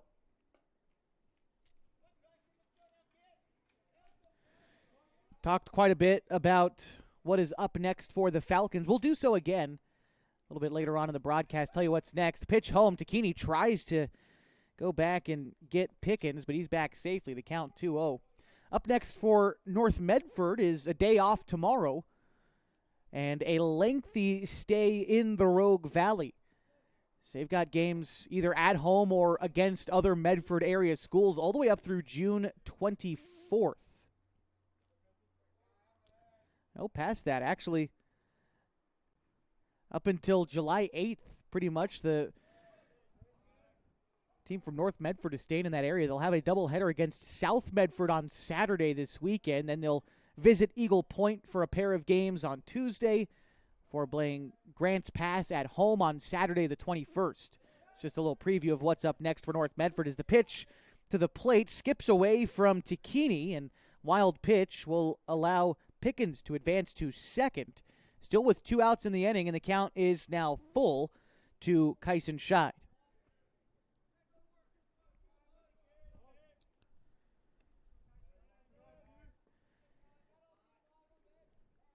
Set is Hamilton looking for a put-away pitch, and a 3-2. Gets it, a swing and a miss.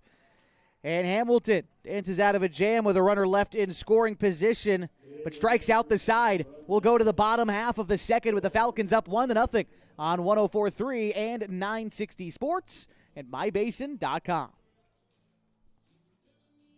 It starts to warm up outside. It's time to tackle your lawn. And Kyle's Lawn Care is who to contact. Kyle's been doing lawn care in Klamath Falls for over 9 years. He offers a variety of services designed to make your life easier. Kyle's Lawn Care offers weekly mowing jobs, which includes mowing, edging, and blowing off sidewalks, snow removal, big cleanup jobs, dump runs, and more. At Kyle's Lawn Care, they strive to give each job their all and go the extra mile to exceed their customers' expectations. To get an estimate, you can call or text 541-281-3623. Kyle's Lawn Care. Introducing Smith Bates Marcom Solutions, your trusted partner in marketing and communication. We specialize in crafting compelling campaigns, eye-catching graphics, and impactful branding materials. Smith Bates is like working with dependable friends. They always help us build our professional image. Through the innovative strategies that the team at Smith Bates suggested, we've been able to give the brand at Calor the boost that it desperately needed. Unlock your potential with Smith Bates Marcom Solutions.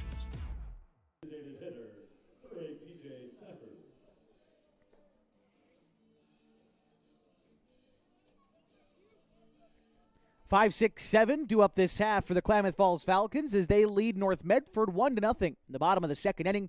P.J. Safford, the right-hander, stepping in now against Quincy Ballard. Here's the delivery, and that pitch misses in. The count is 1-0. P.J. in the opener today with 3 RBI, had a couple of singles to go along with a sacrifice fly. Here he grounds one over towards second. Dalton up with it. He'll throw on to first in time, and that'll be the first out in the second inning. Ian Meyer getting ready to bat now for the Falcons. Meyer only got 1 at-bat in the opener today. It was a strikeout in the 4th inning, but today, at least in the nightcap, getting the start at first base. Right-hander looks at Ballard. Here's the pitch. Taken for a strike on the outer third. Meyer's down in the count 0-1. After Ian Meyer in the order, it's Corbin Hamilton. Pitch on the way. The 0-1 hit in the air. Shallow center field. Coming in is the center fielder Staller, but he's unable to get there. And a base hit for Ian Meyer. Didn't hit it particularly hard, but hit it right where nobody was. And sometimes that's all you have to do. A 1-out single for Meyer. 3rd hit of the game for the Falcons. And Corbin Hamilton gets ready to bat now, the starting pitcher. Move over to first. Meyer dives back safely. Falcons have hopefully learned their lesson about leaning with that left-hander on the mound after Glidden got picked off earlier. Not much of a lead for Meyer off of first. And he's leaning back as that pitch is delivered. Line drive into center field. Base hit for Corbin Hamilton. Meyer rolls into second, and that'll bring up Carson Sims with 2 on and 1 out.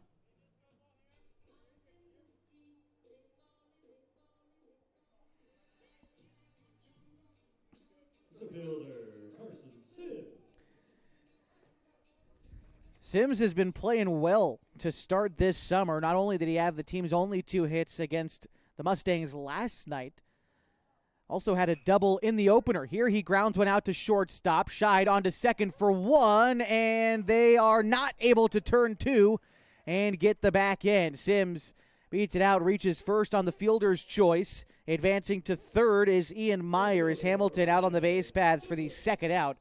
This will bring up Ryan Douglas with 2 away.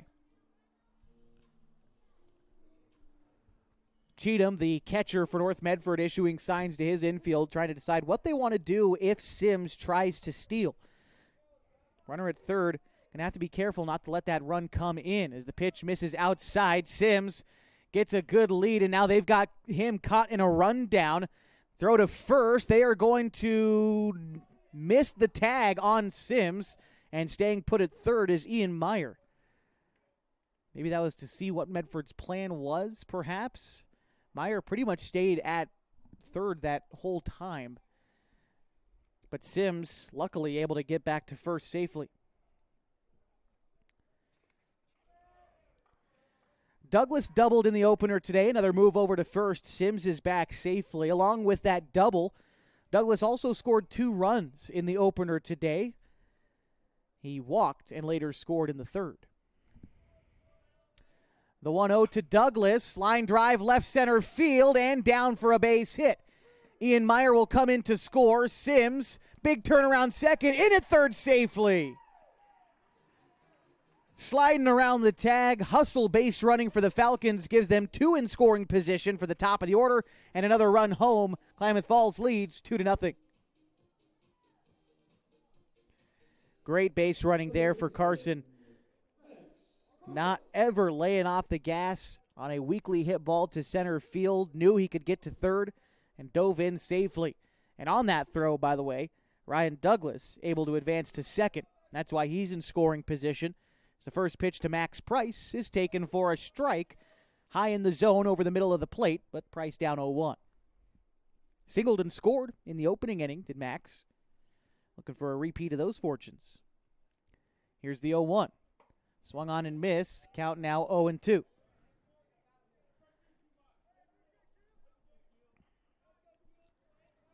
Settling back in, now down in the count 0-2 is Max Price. Baller now working from the windup with a runner on third. Gathers the sign, steps, kicks, and delivers. The 0-2 is fouled back. So we'll do it again.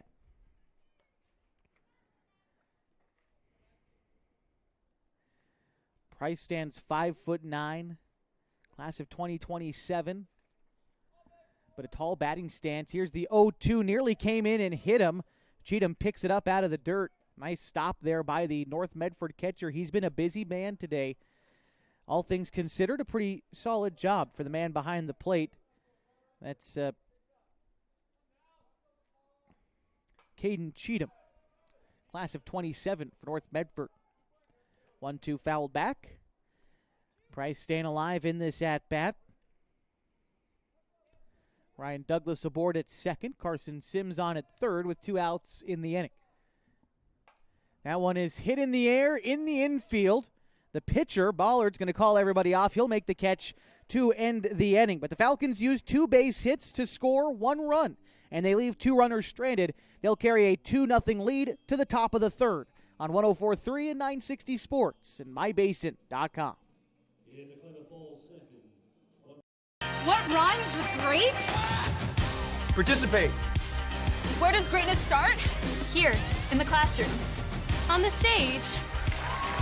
In the pool. On the field.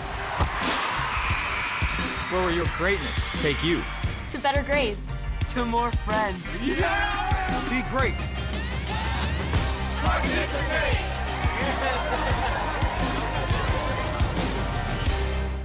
At mybasin.com, we bring you the power of local radio, The pace and reach of social media, The information of 24-hour news, and the excitement of local sports. We do this with a team of radio professionals that is second to none. Klamath Falls is a community that we love and a place that we are proud to call home. Klamath Falls deserves a media group that is as committed to you as you are to Klamath Falls. mybasin.com is your go-to place for news, sports, events, and everything going on at home in Klamath Falls.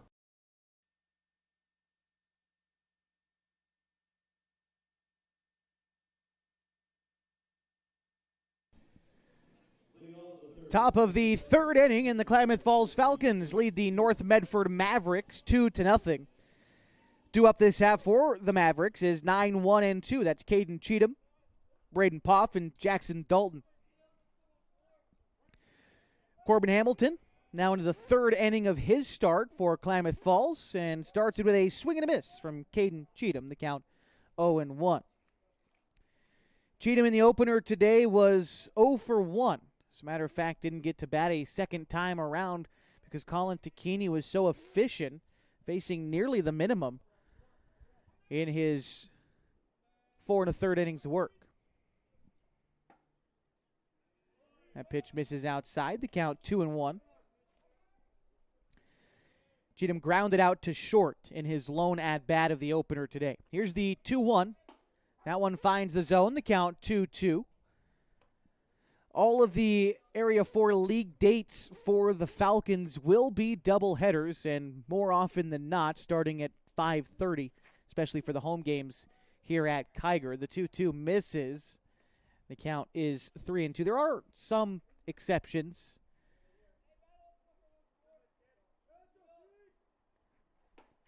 Swing and a miss. Down goes Cheatham on the full count pitch for the first out in the third inning.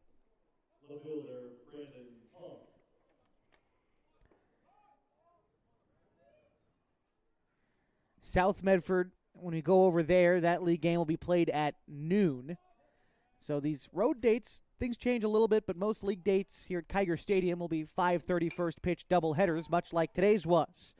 Braden Poff, fly ball right field, and Barrett moves underneath it to make the catch and the second out.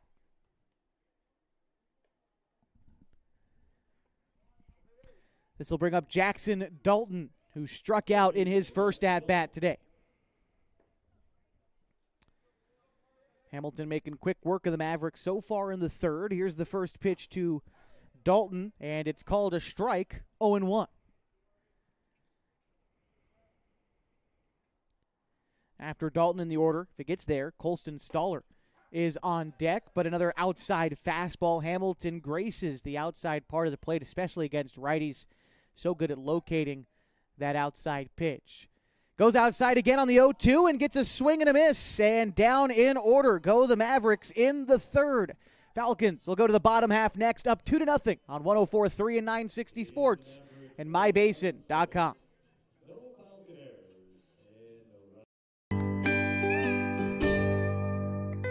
Wait, all I do is wait. So lonely, I just sigh and moan. Seems like I've been waiting forever, wondering if you're coming home. I just saw your face, I know you're coming home. I swear there is no place that feels as good as home. And then I heard your voice, I know you're coming home. I know you're coming home. This is where unconditional love and immeasurable happiness reside. This is home. Coltwell Banker, where home begins.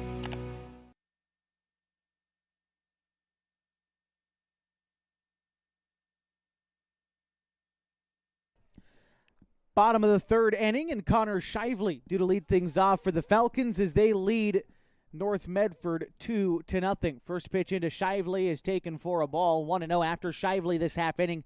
Jacoby Takini, and then Colin Takini. Pitch from Ballard. Shively rolls over it, bouncer to first, and Alcala will make the out himself. 3 unassisted for the putout.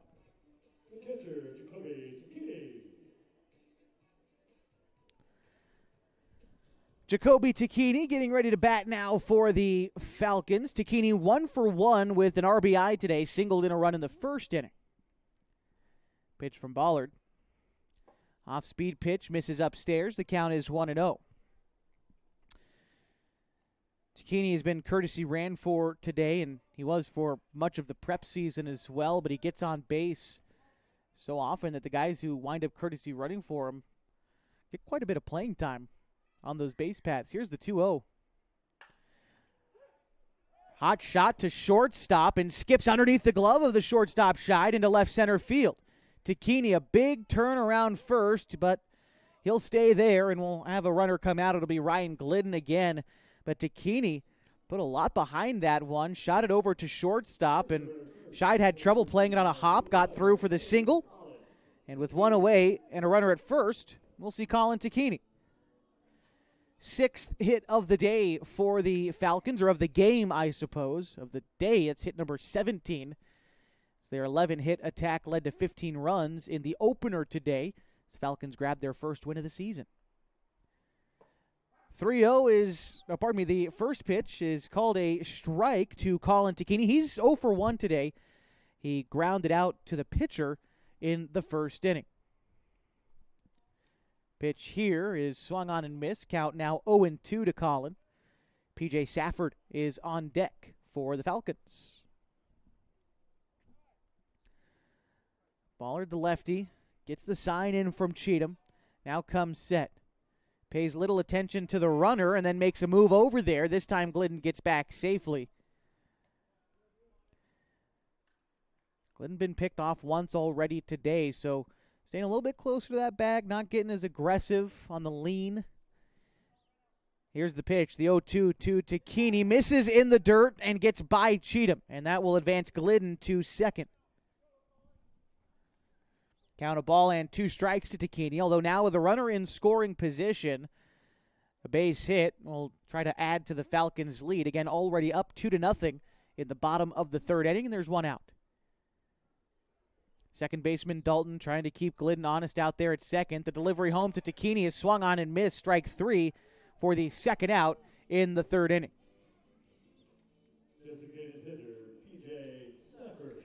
P.J. Safford getting ready to bat now for Klamath Falls. 0 for 1 today, grounded out to second base in the second inning. But an RBI opportunity here for P.J.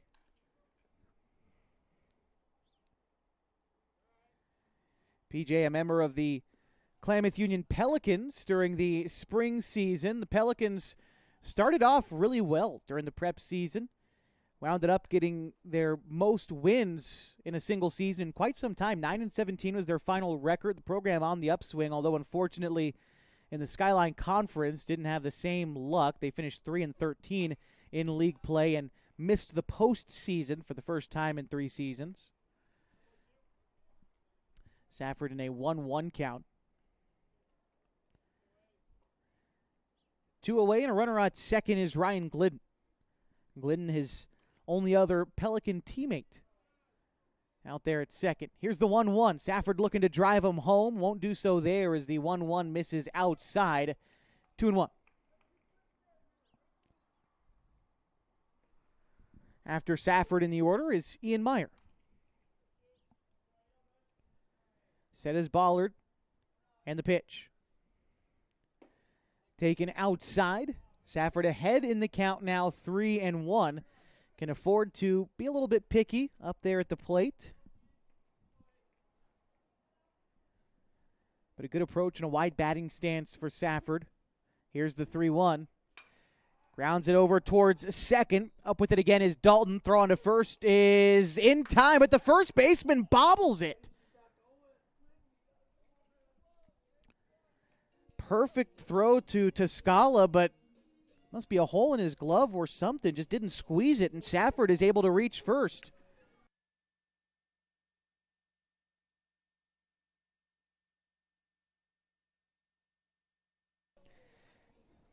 Ian Meyer batting now for the Falcons as Glidden advanced to third on that play.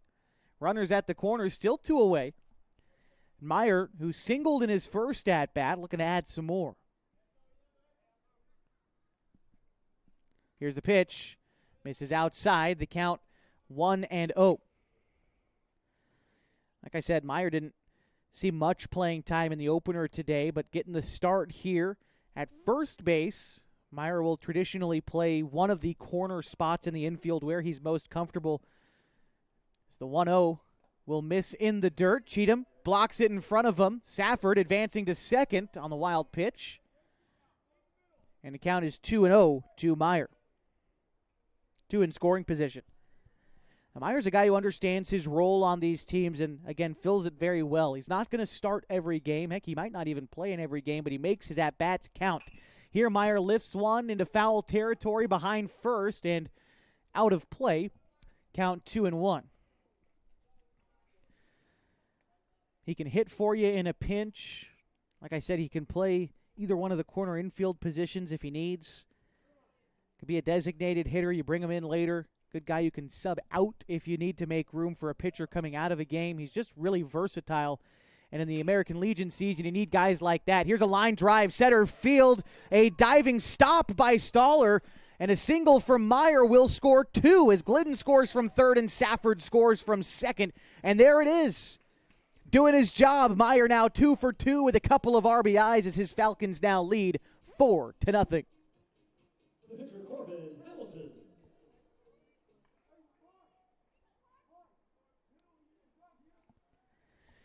Corbin Hamilton, 1 for 1 today. The pitcher for the Falcons looking to help out his own cause. Here he'll take strike 1. Ian Meyer on the move. The throw to second is a wild one.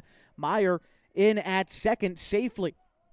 The count is 0-1 to Corbin Hamilton. He'll have an RBI opportunity still with 2 outs in the inning.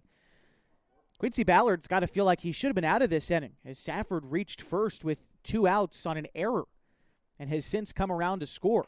Here's the 0-1, rolled out towards second. Dalton up with it, throw on to first. This time, Toscala squeezes it to end the inning. But the Falcons add 2 more runs on 2 base hits. One Mavericks error helps them out, and the Falcons leave one stranded. They'll carry a 4-0 lead to the 4th inning next on 104.3 and 960 Sports and mybasin.com. Threads. There are many threads that run through our region. There are churches and schools and Little League teams that bring us together and bind us into communities. There are roads and cars, there are houses and jobs and businesses, all woven together to make the fabric of our communities. There are financial threads that are part of that tapestry as well. For over 80 years, it's been our pleasure to be headquartered here, providing financial services to generations of our friends and neighbors. From that first savings account, to retirement planning, and all of the cars and houses and groceries in between, we keep your money local, investing it back into our communities, adding more threads to the fabric to make our communities stronger. Pacific Crest Federal Credit Union. Find your path.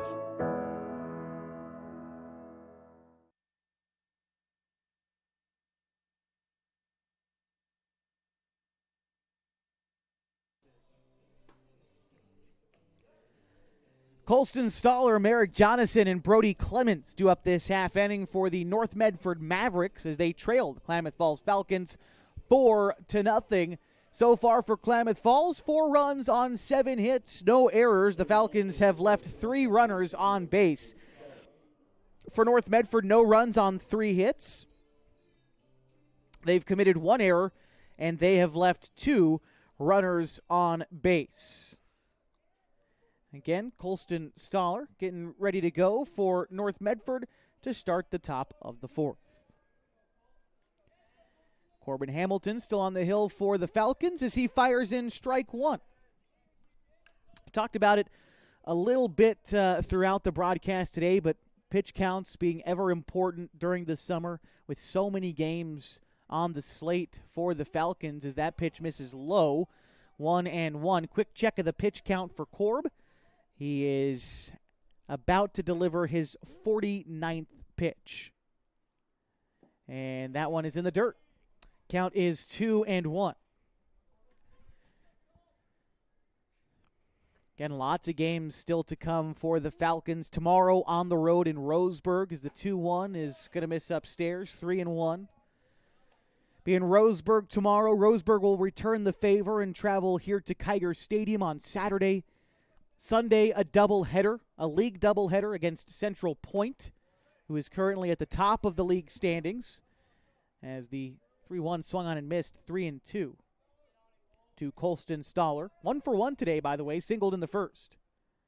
That pitch is taken for a ball, must have been low, maybe a touch inside. Regardless, a leadoff walk delivered to Colston Stoller. And with so much travel and the looming Alaska trip to come for the Falcons, which will be June 24th through the 29th, they're playing in 2 separate tournaments in Alaska, one in Wasilla, which is north of Anchorage, and then one in Anchorage. Here's the first pitch to Merrick Jonathan. That pitch is swung on and missed. The count is 0-1. And so the Falcons, in trying to make that trip a possibility and fun at that, have initiated a handful of fundraising campaigns. The one that's coming up here shortly is the Hit-a-thon. Move over to first. Nearly got Stoller leaning, but he is back safely. The count's still 0-1 to Jonathan. As Corbin Hamilton looks in, gets the sign from Tacchini, and comes set. Here's the pitch. Called a strike. The count now 0-2. Hit-a-thon due to take place either Saturday or potentially later on in the weekend. Still have yet to receive final word on that, but a great opportunity to help support the Falcons as a team or pick your favorite player and bet on them to do well in the Hit-a-thon as the 0-2 misses upstairs 1-2. You can pay and make a donation per foot that a player hits during the Hit-a-thon. So let's say it's a 1-2 Coming into Jonathan is looked at for ball 2. Say you pick a player and they hit it to the left field wall, 325 feet. Well, you bet 10 cents a foot. Well, there you go. There's your $32. Here's the 2-2. Swung on and missed. Down goes Jonathan on strikes for the first out in the 4th inning. So you can pay foot by foot at the hit-a-thon. You can also make a flat donation to the Klamath Falls Falcons if that's more your speed, not a gambling man. But they are looking to make it a fun trip to Alaska for the boys at the end of June, and those fundraising campaigns will help them out. So if you find it within yourself, support the Klamath Falls Falcons. First pitch misses outside to Brody Clemens. Count is 1-0. Clemens is 0 for 1 today. He struck out in the 2nd inning. Stoller, couple step lead off of first. Hamilton not paying him much attention as he delivers the 1-0 home. Runner is on the move, and laying down bunt is Clemens. It's right back to Hamilton. Throw on to first is in time. Stoller took a turnaround second like he wanted to go for third, but in fact will stay there at second base. Remaining in scoring position with 2 outs in the inning for Connor Roush.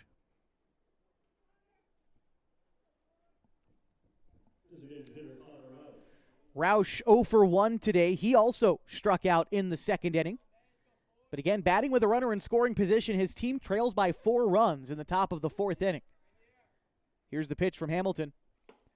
Taken high and in for ball 1.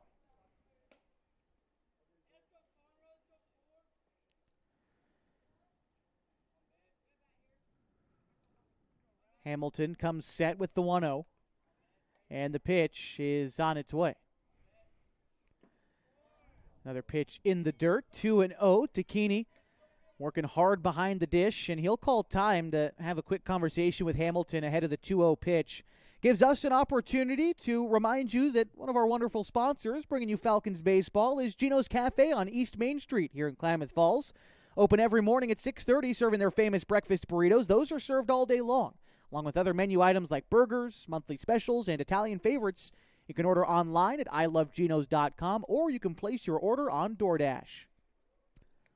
Quick conference on the mound is concluded. Takini returns behind the dish, and Hamilton toes the rubber. It's behind in the count, 2-0 to Connor Roush as he comes set and delivers the pitch. Roush will take a look at strike 1 on the outer third. Hamilton has been really commanding that outside part of the zone against these right-handed hitters today. Has made it hard for him to really square anything up and to string hits together. The 2-1 is fouled off, 2-2.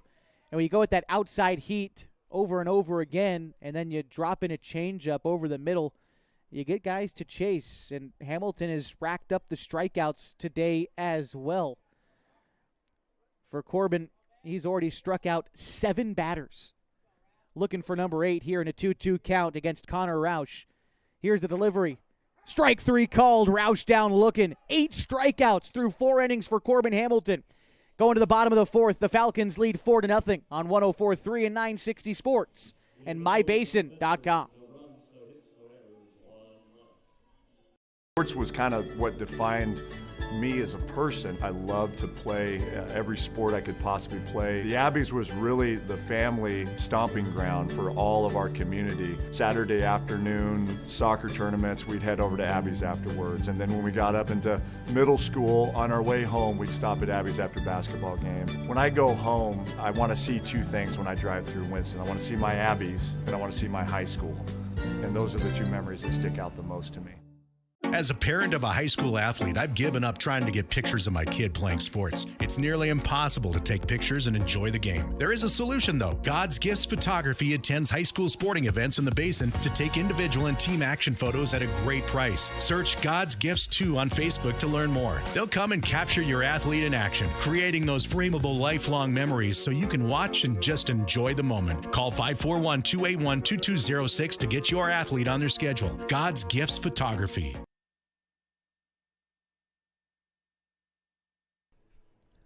Bottom of the 4th inning, and the Falcons lead the North Medford Mavericks 4-0.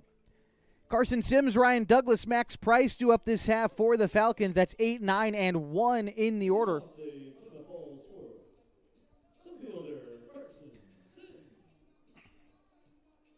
Sims reached on a fielder's choice in the second inning and was eventually left stranded at third. Falcons have scored 1 run in each of the first and second innings and added 2 more in the third to build out their 4-0 lead. Sims showing bunt, shoves it down the third base line, but it'll wind up foul.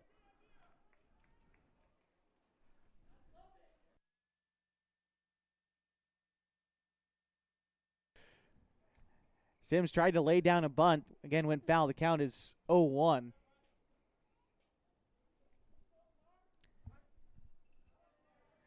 See if Sims tries to do that again in a 1-strike count, or if he decides to swing away. Well, he'll have to wait anyways. That pitch sails outside. The count even at a ball and a strike. Well, again, we talked about pitch counts being important for the Falcons. Certainly the same could be said for the Medford Mavericks. Right now, Quincy Ballard about to fire in pitch number 52, and it's a foul ball down the first base line.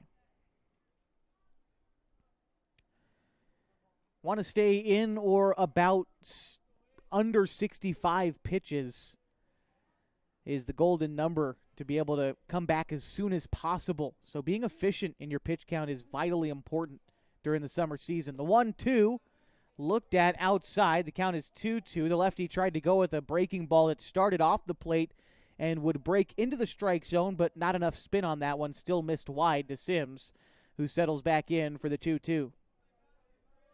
Here comes the pitch. Fastball. Sims hits the other way. Getting under it is Jonathan. He'll come in and make the catch for the first out.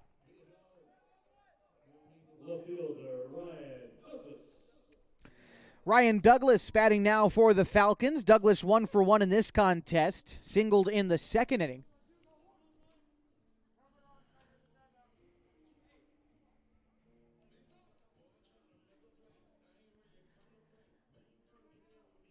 In now is Douglas, the right-handed hitter for the Falcons. Awaits the first pitch. Misses inside. The count is 1-0. Well, now about 2.5 games into the season for the Klamath Falls Falcons. Start to get somewhat of an idea of the statistical output for some of the players on the team this year. Early part of the season, again through 2.5 games, Ryan Douglas batting .500. Now when it's popped out of play, the count now ball and 2 strikes. Again, everyone at about 5 to 7 at-bats on the team, somewhere in that range. For Douglas, he's 2 for 4.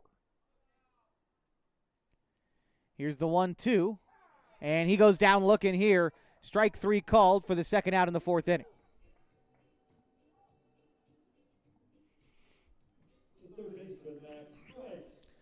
Back to the top of the order for Max Price. Now Price, on the other hand, still looking for his first hit of the summer. No, pardon me. He's 1 for 2 today. Coming into the game, he was looking for his first hit, but got it to lead off the ball game when he singled and would come around to score to help the Falcons claim their lead, which they have yet to relinquish, up 4-0 in the 4th inning. Count 2-0 to Max. Aside from that single in the first, he popped out to the pitcher in the second.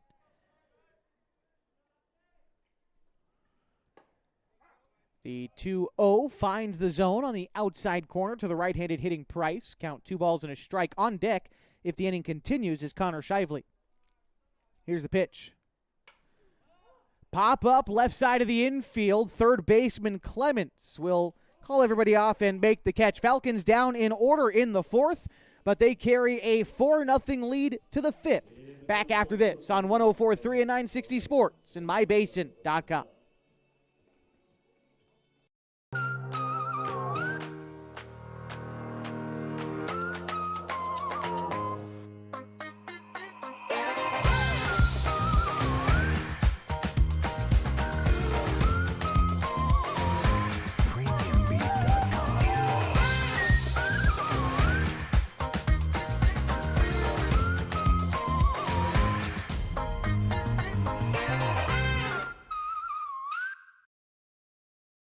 The cars we drive play an important part of our everyday. Whether we're going to work, dropping off the kids at school, or maybe even on that first date. Vehicles we drive play an important role in all of that. And that's why at Klamath Falls Subaru, we are so passionate about getting you the long-lasting vehicle that you will love.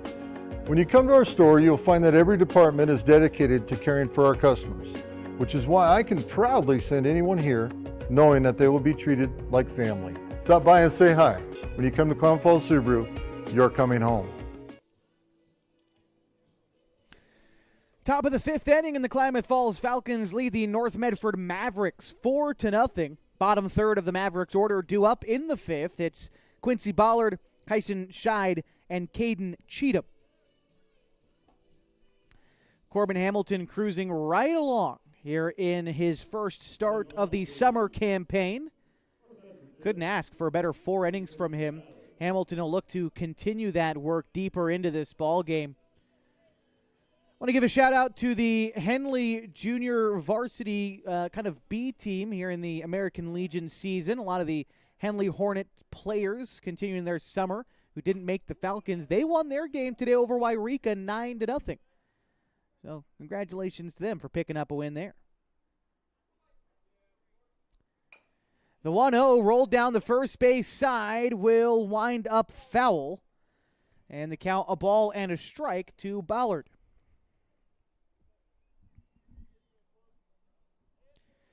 Quincy Ballard 1 for 1 today. He singled in the second inning.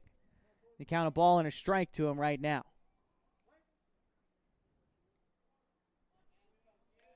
Here's the delivery. That one will skip to the plate. The count is 2-1.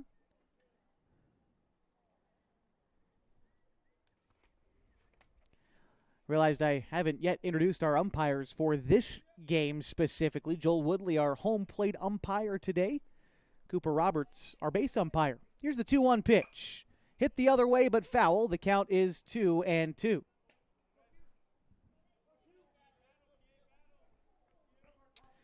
Again, Kyson Scheid is on deck. Hamilton from the windup in a 2-strike count. Here's the delivery. And got that one to roll foul. Ballard staying alive in this at-bat. Hamilton has done a great job of commanding the zone today. Has a pitch to work with here in a 2-2. Here he comes. That one misses high and in, and the count runs full. 3-2.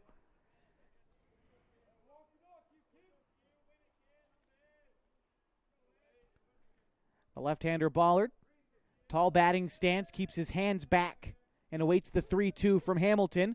That is hit in the air, left center field. Coming in as the left fielder is Douglas. He'll dive, but he ends up short of it. It'll get down for a base hit for Quincy Ballard. And that is how the Mavericks will start their fifth inning. Third hit of the day for North Medford. And in steps Kyson Scheid. Coach Kerry Curtis opting to put Pickens aboard at first again, running for his pitcher. Ballard's 2 for 2 today.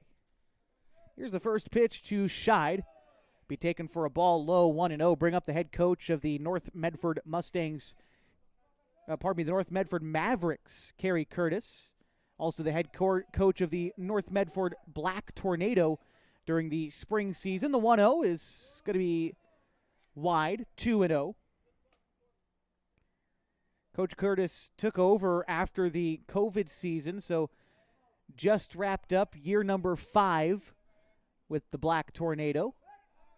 I believe along with that, year number 5 here with the Mavericks. Pickoff move over to first. It gets away from the first baseman Meyer and able to advance to second on the air is Tucker Pickens. So now runner in scoring position with nobody out for North Medford as they look to get across their first run of this game. Pitch on the way to Scheid is called a strike this time, 2-1. Coach Curtis having some deep shoes to fill at North Medford when he came in and took over the program in 2021. Here's the 2-1 pitch. Misses upstairs to count 3-1. Taking over for Coach Brett Wolf, who coached at North Medford from 1995 until 2019. Coach Wolf is the 13th winningest coach in Oregon high school baseball history as Scheid works a walk here.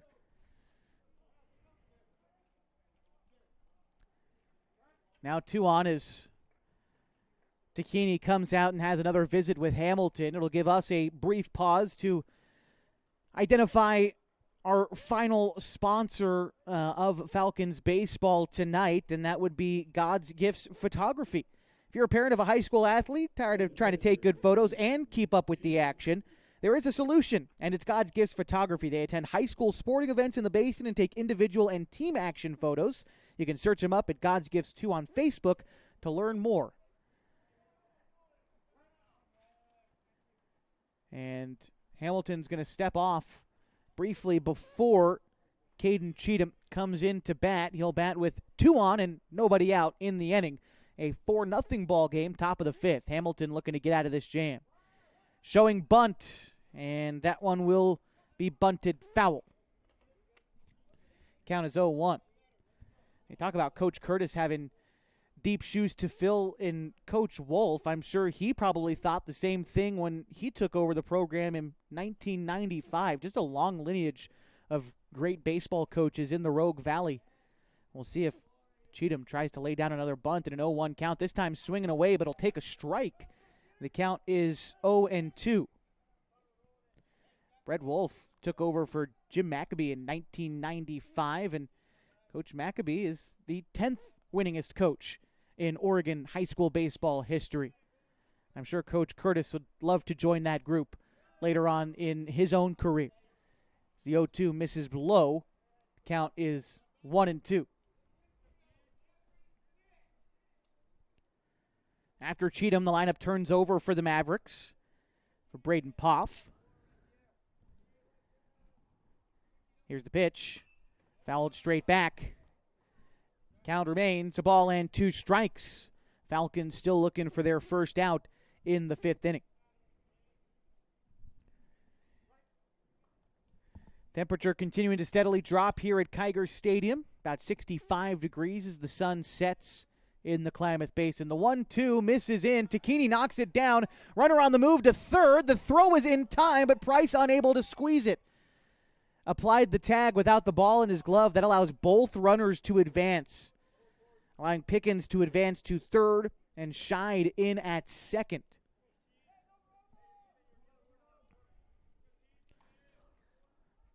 So now Cheatham really chance to get his team back in this game with 2 in scoring position and nobody out. The 2-2 misses, and the count is now 3-2. Right-hander warming up in the Falcons bullpen. I believe that's P.J. Safford getting warm-up tosses in down there. Full count from Hamilton. And that one is grounded foul. Count remains full, 3-2. Take a brief check of the pitch count for Corbin Hamilton. Gives us an idea of how long Falcons may wait to bring in P.J. Safford. Hamilton up over 80 pitches now, so not too much left to be conservative about as the 3-2 swung on and missed. Cheatham down on strikes for the second time today.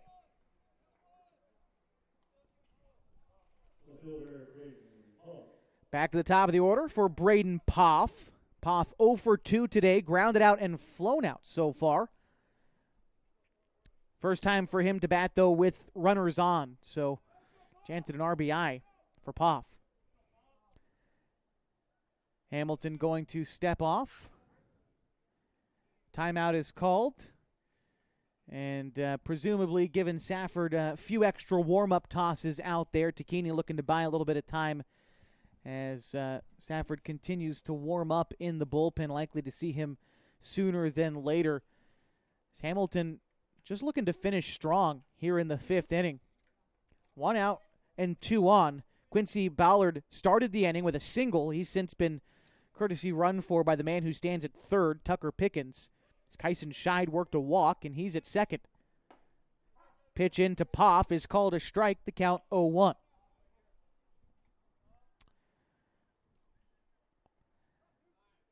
After Poff, it's Dalton in the order. And looks like about finally ready to make a change as Coach Connor comes on out of the Falcons dugout, and it looks like we're likely to see P.J. Safford. And a couple other changes for the Falcons coming up in just a moment.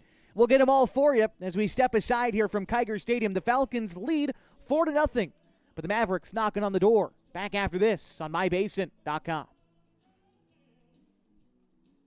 It starts to warm up outside. It's time to tackle your lawn. And Kyle's Lawn Care is who to contact. Kyle's been doing lawn care in Klamath Falls for over 9 years. He offers a variety of services designed to make your life easier. Kyle's Lawn Care offers weekly mowing jobs, which includes mowing, edging, and blowing off sidewalks, snow removal, big cleanup jobs, dump runs, and more. At Kyle's Lawn Care, they strive to give each job their all and go the extra mile to exceed their customers' expectations. To get an estimate, you can call or text 541-281-3623. Kyle's Lawn Care.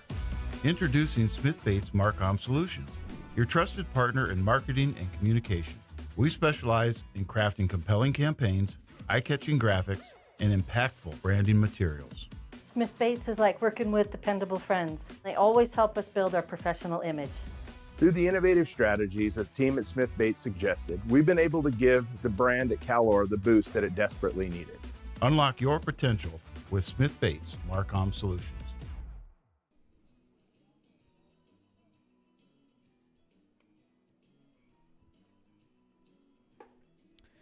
New man on the mound for the Klamath Falls Falcons. The right-hander from Klamath Union is P.J. Safford. Trying to stop the Mavericks short of scoring their first runs of the ball game. He'll inherit a situation with 2 on in scoring position and just 1 out. He'll go up against Braden Poff when he returns to the batter's box. Looks like other changes for the Falcons include Corbin Hamilton moving over to first base after pitching. Former first baseman Ian Meyer has now moved over to third. And it looks like Max Price is at least defensively removed from the game. Unsure if it changes the lineup. I don't think it does. But we'll get there when we get there. P.J. Safford also an at-bat already in progress. The count is 0-1 to Braden Poff as we are ready to go. Safford with his first pitch. It's going to miss low. The count is now a ball and a strike to Braden Poff. Jackson Dalton due up next for the Mavericks, followed by Colston Stoller. 1-1. Hit the other way, foul, count 1-2. Poff 0 for 2 today, grounded out and flown out so far in the first and third innings, though this is the first time he's had a look at P.J. Safford.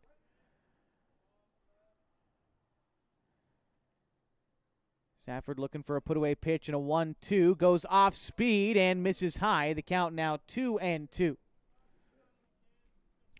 Trying to get Poff to chase, but a good take there by the Medford left fielder. Here's the 2-2. Again, misses upstairs, and the count runs full, 3-2. First base is open. There's 1 out in the inning, so walk here isn't the worst outcome, but Safford looking to set down this batter. Here's the 3-2. Pops it up on the right side. Hamilton comes in and makes the catch in foul territory for the second out in the 5th inning.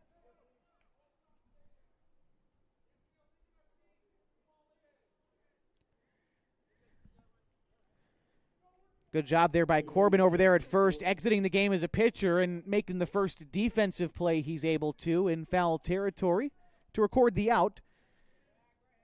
Now Jackson Dalton steps in for the Mavericks. Here's the first pitch to him. It is taken in the dirt. Count 1-0. Dalton 0 for 2 today, a couple of strikeouts in the first and third innings. The 1-0. That one is going to miss downstairs, maybe a touch outside. Count 2-0 to Dalton. Again, Colston Stoller is on deck. Safford working from the windup with the runner on third. Readies for the 2-0. Finds the zone on the outside corner. 2-1.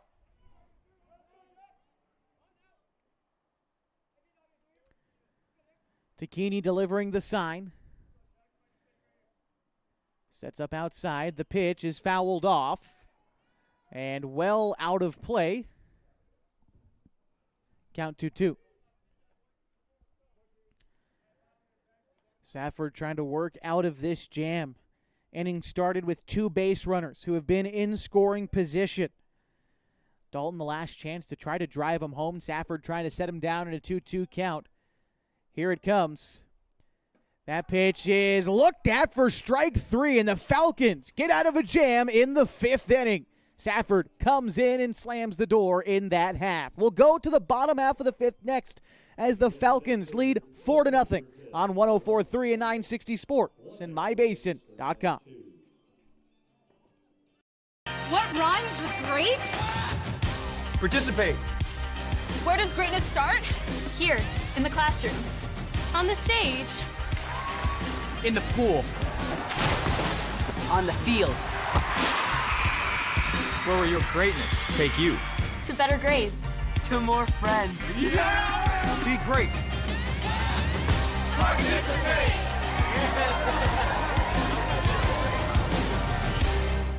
At mybasin.com, we bring you the power of local radio, The pace and reach of social media, The information of 24-hour news, and the excitement of local sports. We do this with a team of radio professionals that is second to none. Klamath Falls is a community that we love and a place that we are proud to call home. Klamath Falls deserves a media group that is as committed to you as you are to Klamath Falls. mybasin.com is your go-to place for news, sports, events, and everything going on at home in Klamath Falls.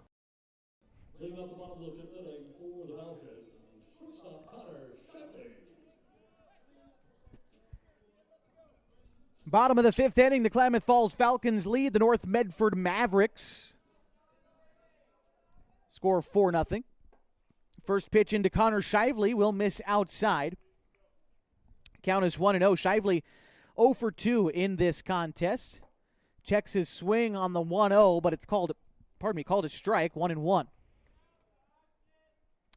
Shively, then Takini. Jacoby, then Collin this half inning. 1-1, I believe, missed. Count 2-1 to Shively. Misses outside as well. 3-1 to the lefty.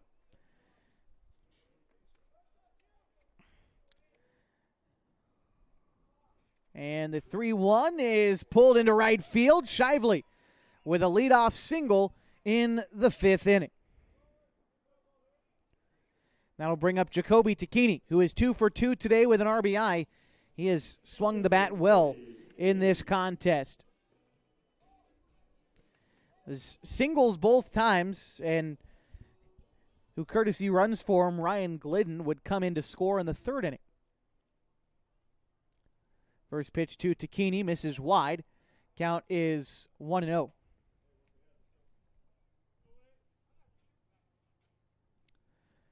Lefty Ballard is up over his 65 pitch mark. He's thrown well against the Falcons, all things considered. Here's a hard grounder to third. Clemens up with it. Throw on to second is an error. Winds up in right field. And a big turnaround around second for Shively. He'll wind up at third. And again, the throw into the infield is a little bit wild. Takini with a single there, and then Shively advancing to third on the air. That would be an error in the infield. So Takini reaching on the fielder's choice, then the throwing error advancing Shively to third. And now we've got a visit on the mound for the North Medford Mavericks. Chance to highlight not only some of our own sponsors here for the radio station, but the folks who support the Falcons specifically.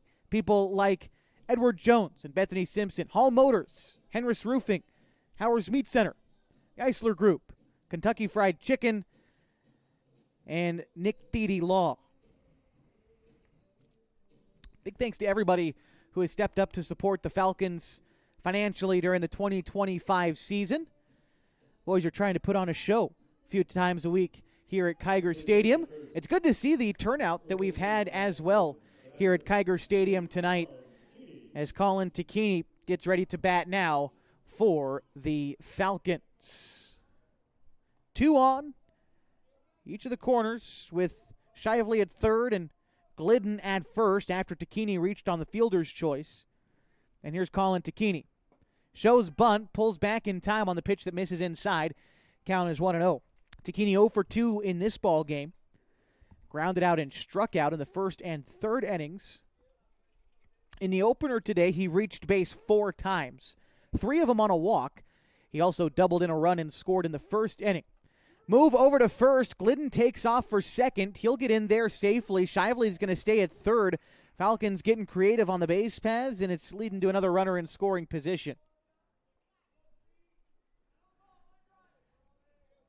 Takini trying to add to the lead. A base hit will score 1 certainly, and maybe 2 with Glidden out there at second, depending on where the ball's hit. Here's the 1-0 pitch in the dirt. Cheatham keeping it in front of him. Count 2-0. No one up and throwing in the North Medford bullpen. Goes to show you they want Ballard to try to work out of this, unless they go to someone who's already out there on the field. As the 2-0 misses in, the count now 3-0. On deck is P.J. Safford. The 3-0. That one finds the zone. Takini taking a pitch in the upper part of the zone over the heart of the plate. Not a pitch you wanted to hit, and you can afford to take that in a 3-0 count. Now the 3-1 on its way, and that'll be ball 4. So that ball also rolls to the backstop. Breaking for the plate and scoring is Connor Shively. And that will make it 5-0 Falcons in the bottom of the 5th. Also in the meantime, Ryan Glidden advancing to third. Takini aboard at first, and here's P.J. Safford batting with runners at the corners and nobody out in the 5th.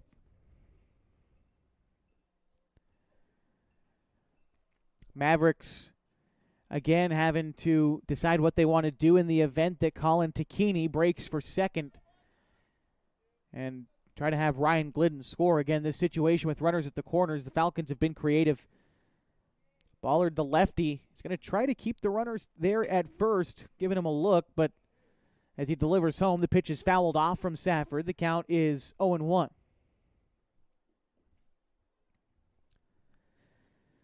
Safford grounded out in the second inning, reached on an error in the third, and would come around to score later on that inning.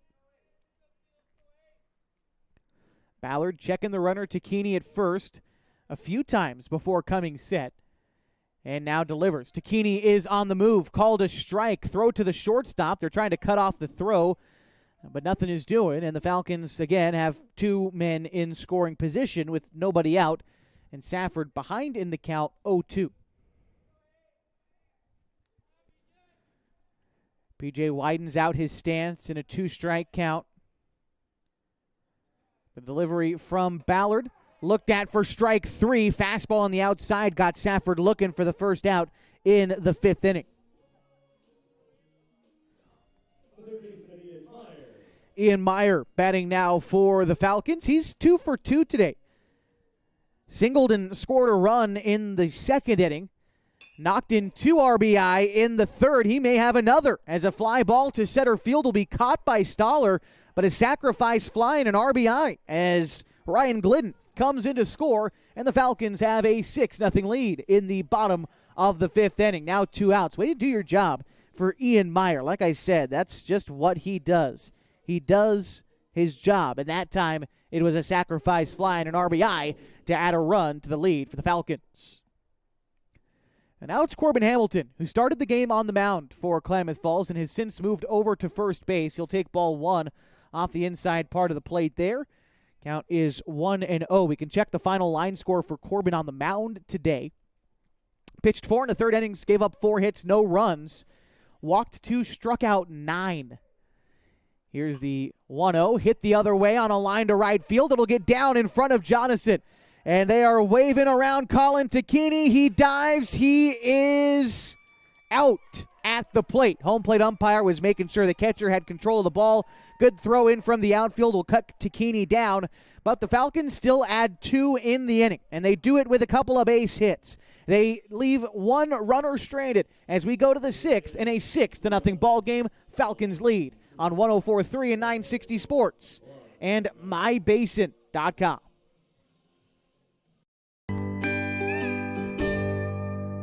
Wait, all I do is wait. So lonely, I just sigh and moan. Seems like I've been waiting forever, wondering if you're coming home. I just saw your face, I know you're coming home. I swear there is no place that feels as good as home. And then I heard your voice, I know you're coming home. I know you're coming home. This is where unconditional love and immeasurable happiness reside. This is home.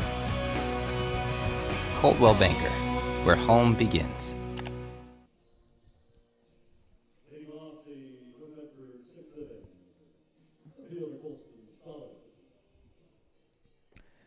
3-4-5 in the North Medford Maverick order. Due up in the top of the 6th inning, a game in which they trailed the Klamath Falls Falcons 6-0.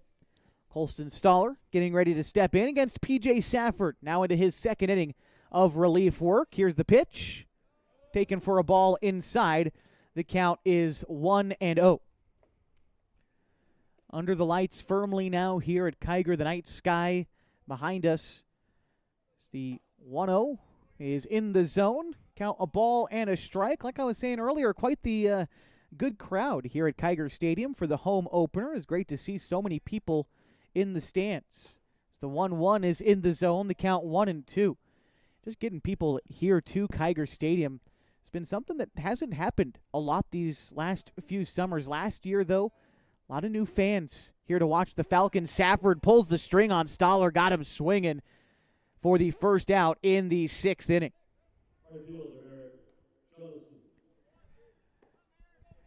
I recall talking to one of my neighbors a couple of weeks ago, asking me, do teams even still play baseball games at Kiger Stadium? And I said, of course they do. Here's the first pitch into Merrick Jonathan. That one misses below the zone, 1-0. Falcons have, of course, these games from tonight. They are back at home on Saturday, Sunday, and Tuesday over the next few days. They then have a long layoff before returning home on July 1st. 1-1 pitch on the way to Jonathan. Called a strike, 1-2. There's so many improvements going on around Kiger Stadium as well, encouraging people to come out to the ball game. 1-2 pitch on the way to Jonathan. Hit the other way and fielded by the second baseman, Takini. The throw on to first is not going to be in time, and a single there for Jonathan. It was a kind of a fly ball over towards the right side. Takini played it awkwardly on a hop. Tough ball to get to, admittedly, which allowed Jonathan to reach on the single in the infield. 5th hit of the day for North Medford. Brings up Brody Clemens. Now, among the changes and the improvements that have come to Kiger Stadium, one, if you look around the outfield fence, if you're watching on mybasin.com, just the left field fence, at least at this point. It's got brand new signage out there with some of the folks who support the Falcons, and that will continue to grow as the season goes on, and you get more of those posters out there. Going to look very nice, very clean. 1-0 count to Brody Clemens. P.J. Safford takes a look at the runner at first before coming set. Quick move over to first. Diving back safely is Jonathan. Safford back on the rubber. Going to try to find the zone in the 1-0 count. Connor Roush is on deck. Foul ball straight back to count 1-1. Another, I think, small but, I don't know, meaningful change for me, sort of a quality of life thing here at Kiger Stadium, is the ability to come through the tunnel and into the grandstand rather than having it tarped off like it was for so many seasons. 1-1 is going to miss. The count is 2-1. Just something that looks nice. The grandstand was clean. It looked like it had just been put together very nicely. And although we don't have bleachers down the sideline or down the baselines anymore, the patio seating in the sun still as beautiful as ever. The 2-1 finds the zone. 2 balls and 2 strikes to Brody Clements. And that's before we even get to the improvements that most of you may never really get to see, as Safford comes set with the 2-2. Swung on and missed. Down goes Clements on strikes for the second out in the inning.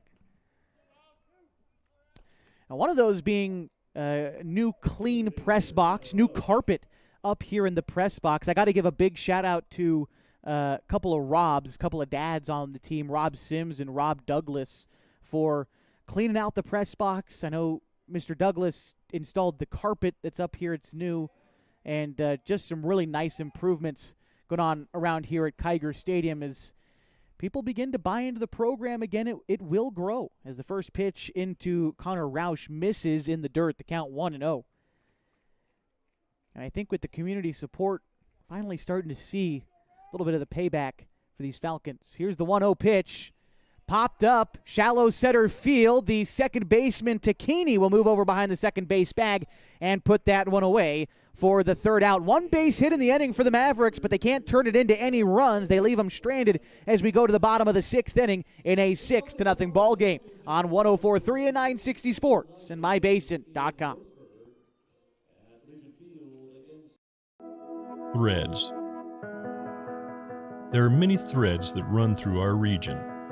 There are churches and schools and Little League teams that bring us together and bind us into communities.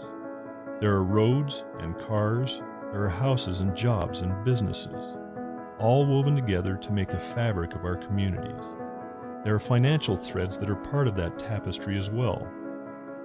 For over 80 years, it's been our pleasure to be headquartered here, providing financial services to generations of our friends and neighbors.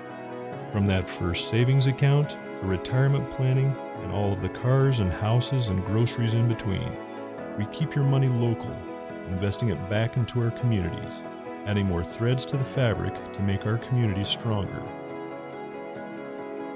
Pacific Crest Federal Credit Union. Find your path.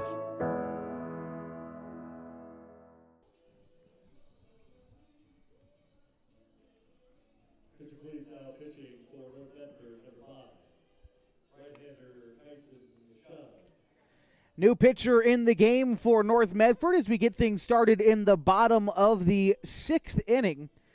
Kyson Scheid is now on the bump for North Medford. We'll get you any other changes here in just a moment. He will come in place of Quincy Bollard, the left-hander. First task for Kyson Scheid out of the bullpen is going to be Carson Sims, followed by Ryan Douglas, then Max Price. That's 8, 9, and 1 in the Falcons order. Sims in this ball game 0 for 2. He did reach on a fielder's choice in the second inning. Ultimately was left stranded, though, in that inning. 6-0. Falcons lead North Medford, trying to close out their nightly sweep of the Mavericks, picking up 2 wins and a doubleheader. At least that's the goal. A little bit of insurance would certainly help out. Sims swings and fouls off the first pitch, 0-1. Quick turnaround tomorrow for the Falcons. Tomorrow at noon, a single 9-inning game in Roseburg against the Pepsi Bottle Caps.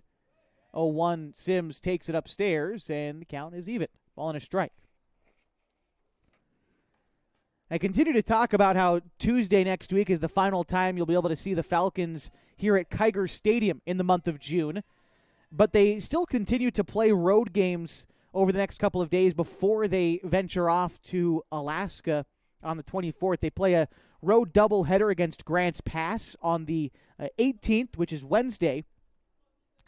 And then they play again on the road against South Medford, a league doubleheader at noon. Be an earlier game, probably a warm one as well over at South Medford. Count 2 balls and 2 strikes right now to Carson Sims, starting center fielder today for the Falcons. 2-strike count. Sims widens out, and that one misses low. And the count 3-2. Something that the coaches really worked with Carson on during the prep season was that 2-strike approach, and his batting stance does change fairly noticeably when he gets into that 2-strike count. We'll see how he goes here in a 3-2. He'll take a pitch upstairs and earn the walk.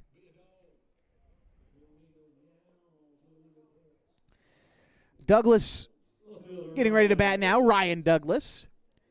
Again, want to give a big shout out to Rob Douglas, Ryan's dad, for allowing us to have a nice, new, beautiful carpet up here in the press box. And Rob Sims, the other guy who helped out, well, that's Carson's dad down there at first. Here's the first pitch to Ryan Douglas. Line drive, left field, base hit. Sims takes a turn around second. He'll stay there. And a base hit there for Douglas makes him 2 for 3 today. And the 9th hit of the day for the Falcons. Back to the top of the order for Max Price. Price 1 for 3 in the ballgame so far. Singled in the first, popped out in the second and fourth innings. Scheid comes set and delivers. Bunt down the third base side, charging and fielding it is Clemens. Throw on to first is going to take the second baseman covering off the bag, and everybody's safe.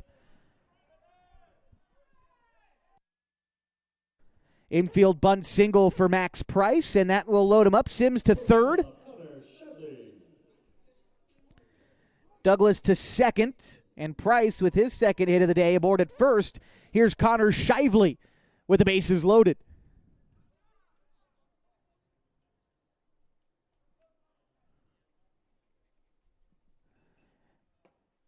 That pitch is taken and pops out of the glove of the catcher. And Cheatham trying to get around the home plate umpire wasn't able to get back there in time and allowed a run to score as Sims touches home, making it a 7-0 Falcons lead. Both other runners advance in scoring position. Douglas to third, Price to second. And Shively still with a couple of guys in scoring position. A 7-run ball game in the 6th inning. Shive singled and scored in the 5th. Here he lines one the other way, left center field, down for a base hit. 1 run coming in to score. They are waving around Price, and he will score as well. Falcons lead 9-0. 2 more RBI for Shively on what's been a really stellar day across both games today. That time a single adds 2 RBIs. In this game, Shively is now 2 for 4 with 2 RBIs and a run scored. That last single adding to what was a great first game as well for Shively when he finished 3 for 4 with 3 RBIs, a triple, and a double. First pitch swinging for Jacoby Tacchini. Pops it up in the infield. Catch is made by the pitcher for the first out in the inning.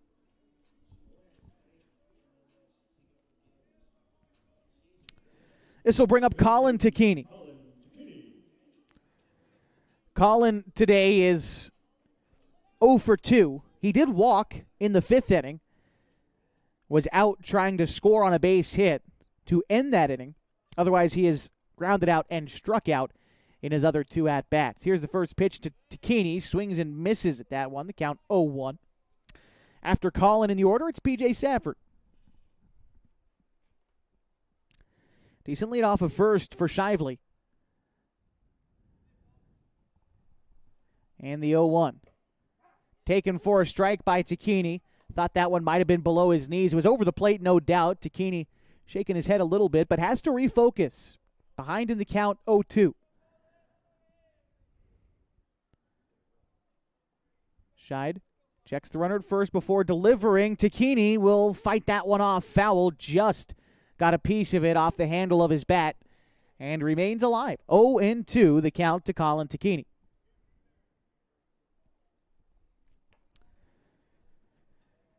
By the way, the other changes for North Medford, realize I'm a little bit tardy on this, but Ballard, after pitching, moved out to left field. Former left fielder Poff taking over at short for Scheid.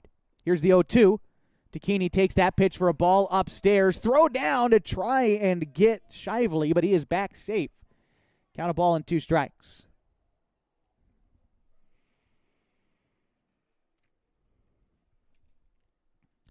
That runner on first, by the way, if it were to come around this inning, would trigger a mercy rule in the 6th. Otherwise, the Falcons would look to close it out in the next half inning, and that's what they'll do as Tacchini swings and misses at strike 3. Pardon me, that's only the second out here in the 6th inning, so still a chance for that last run potentially to come in and score with Shively over there at first and P.J. Safford to bat now.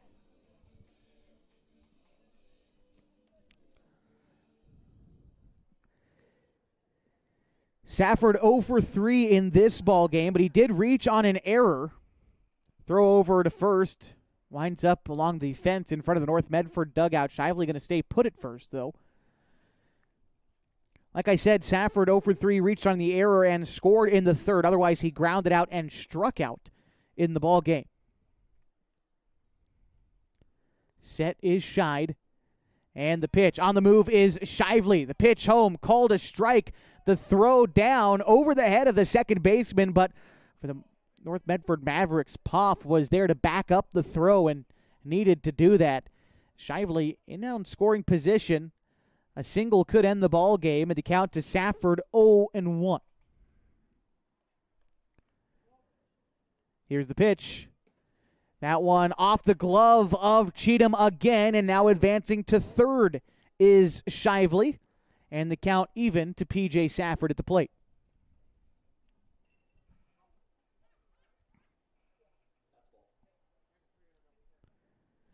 On deck would be Ian Meyer, although unlikely that he would hit in this inning, as a single from Safford would likely end the game, and an out from Safford would move us on to the seventh. Suppose PJ works a walk, we'd see Ian, but I'm sure PJ would like to end things here for the Falcons, even in the count at 1.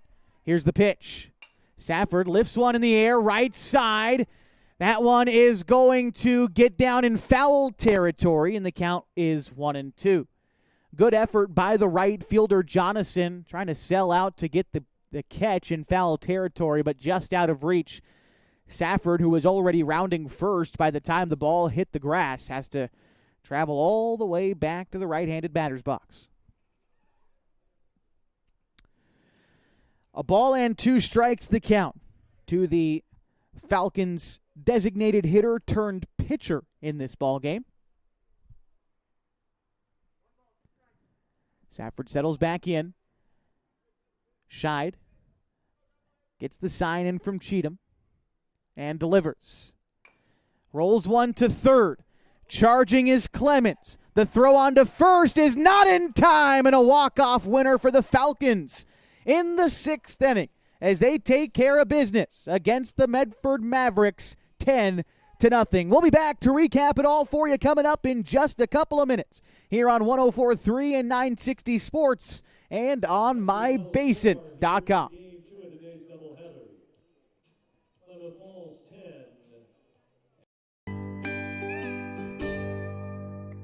Wait, all I do is wait. So lonely, I just sigh and moan. Seems like I've been waiting forever, wondering if you're coming home. I just saw your face, I know you're coming home. I swear there is no place that feels as good as home. And then I heard your voice, I know you're coming home. I know you're coming home. This is where unconditional love and immeasurable happiness reside. This is home. Coldwell Banker, where home begins. The innocence of youth. Is there anything any better? But soon they'll be in high school and facing all the same challenges you faced. How to make friends, how to fit in, how to be cool. We want our children to have everything they'll need to live fulfilling and productive lives.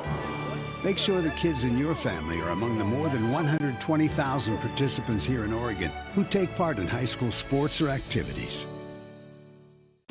Introducing Smith Bates Marcom Solutions, your trusted partner in marketing and communication. We specialize in crafting compelling campaigns, eye-catching graphics, and impactful branding materials. Smith Bates is like working with dependable friends. They always help us build our professional image. Through the innovative strategies that the team at Smith Bates suggested, we've been able to give the brand at Calor the boost that it desperately needed. Unlock your potential with Smith Bates Marcom Solutions.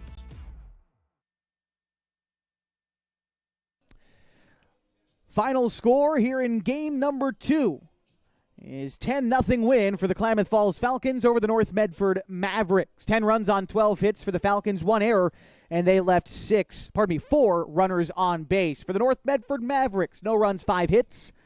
They commit 2 errors. Pardon me for the incorrect score bug there. They left 6 runners on base. Today, the winning pitcher in this one for the Falcons is Corbin Hamilton, who pitched 4 1/3, giving up 4 hits, no runs. He struck out 9 batters. The losing pitcher today is Quincy Ballard for North Medford. Pitched 5 innings, gave up 9 hits, 6 runs. 4 of them earned. He walked 1 and struck out 3. The save today goes to P.J. Safford, his first save of the summer. Pitched an inning and 2/3, 1 hit, struck out 3, and did not walk a batter. Couple of offensive notables, and we'll start with our Falcons. A 2-for-2 day for Ian Meyer with 3 RBI. A good day for him. 2 for 3 for Corbin Hamilton. 2 for 3 for Ryan Douglas with an RBI. 2 for 4 for Connor Shively. 2 runs batted in. He also scored 2 runs. For the Mavericks, a 2 for 3 day for Merrick Jonathan. 2 for 2 for Quincy Ballard.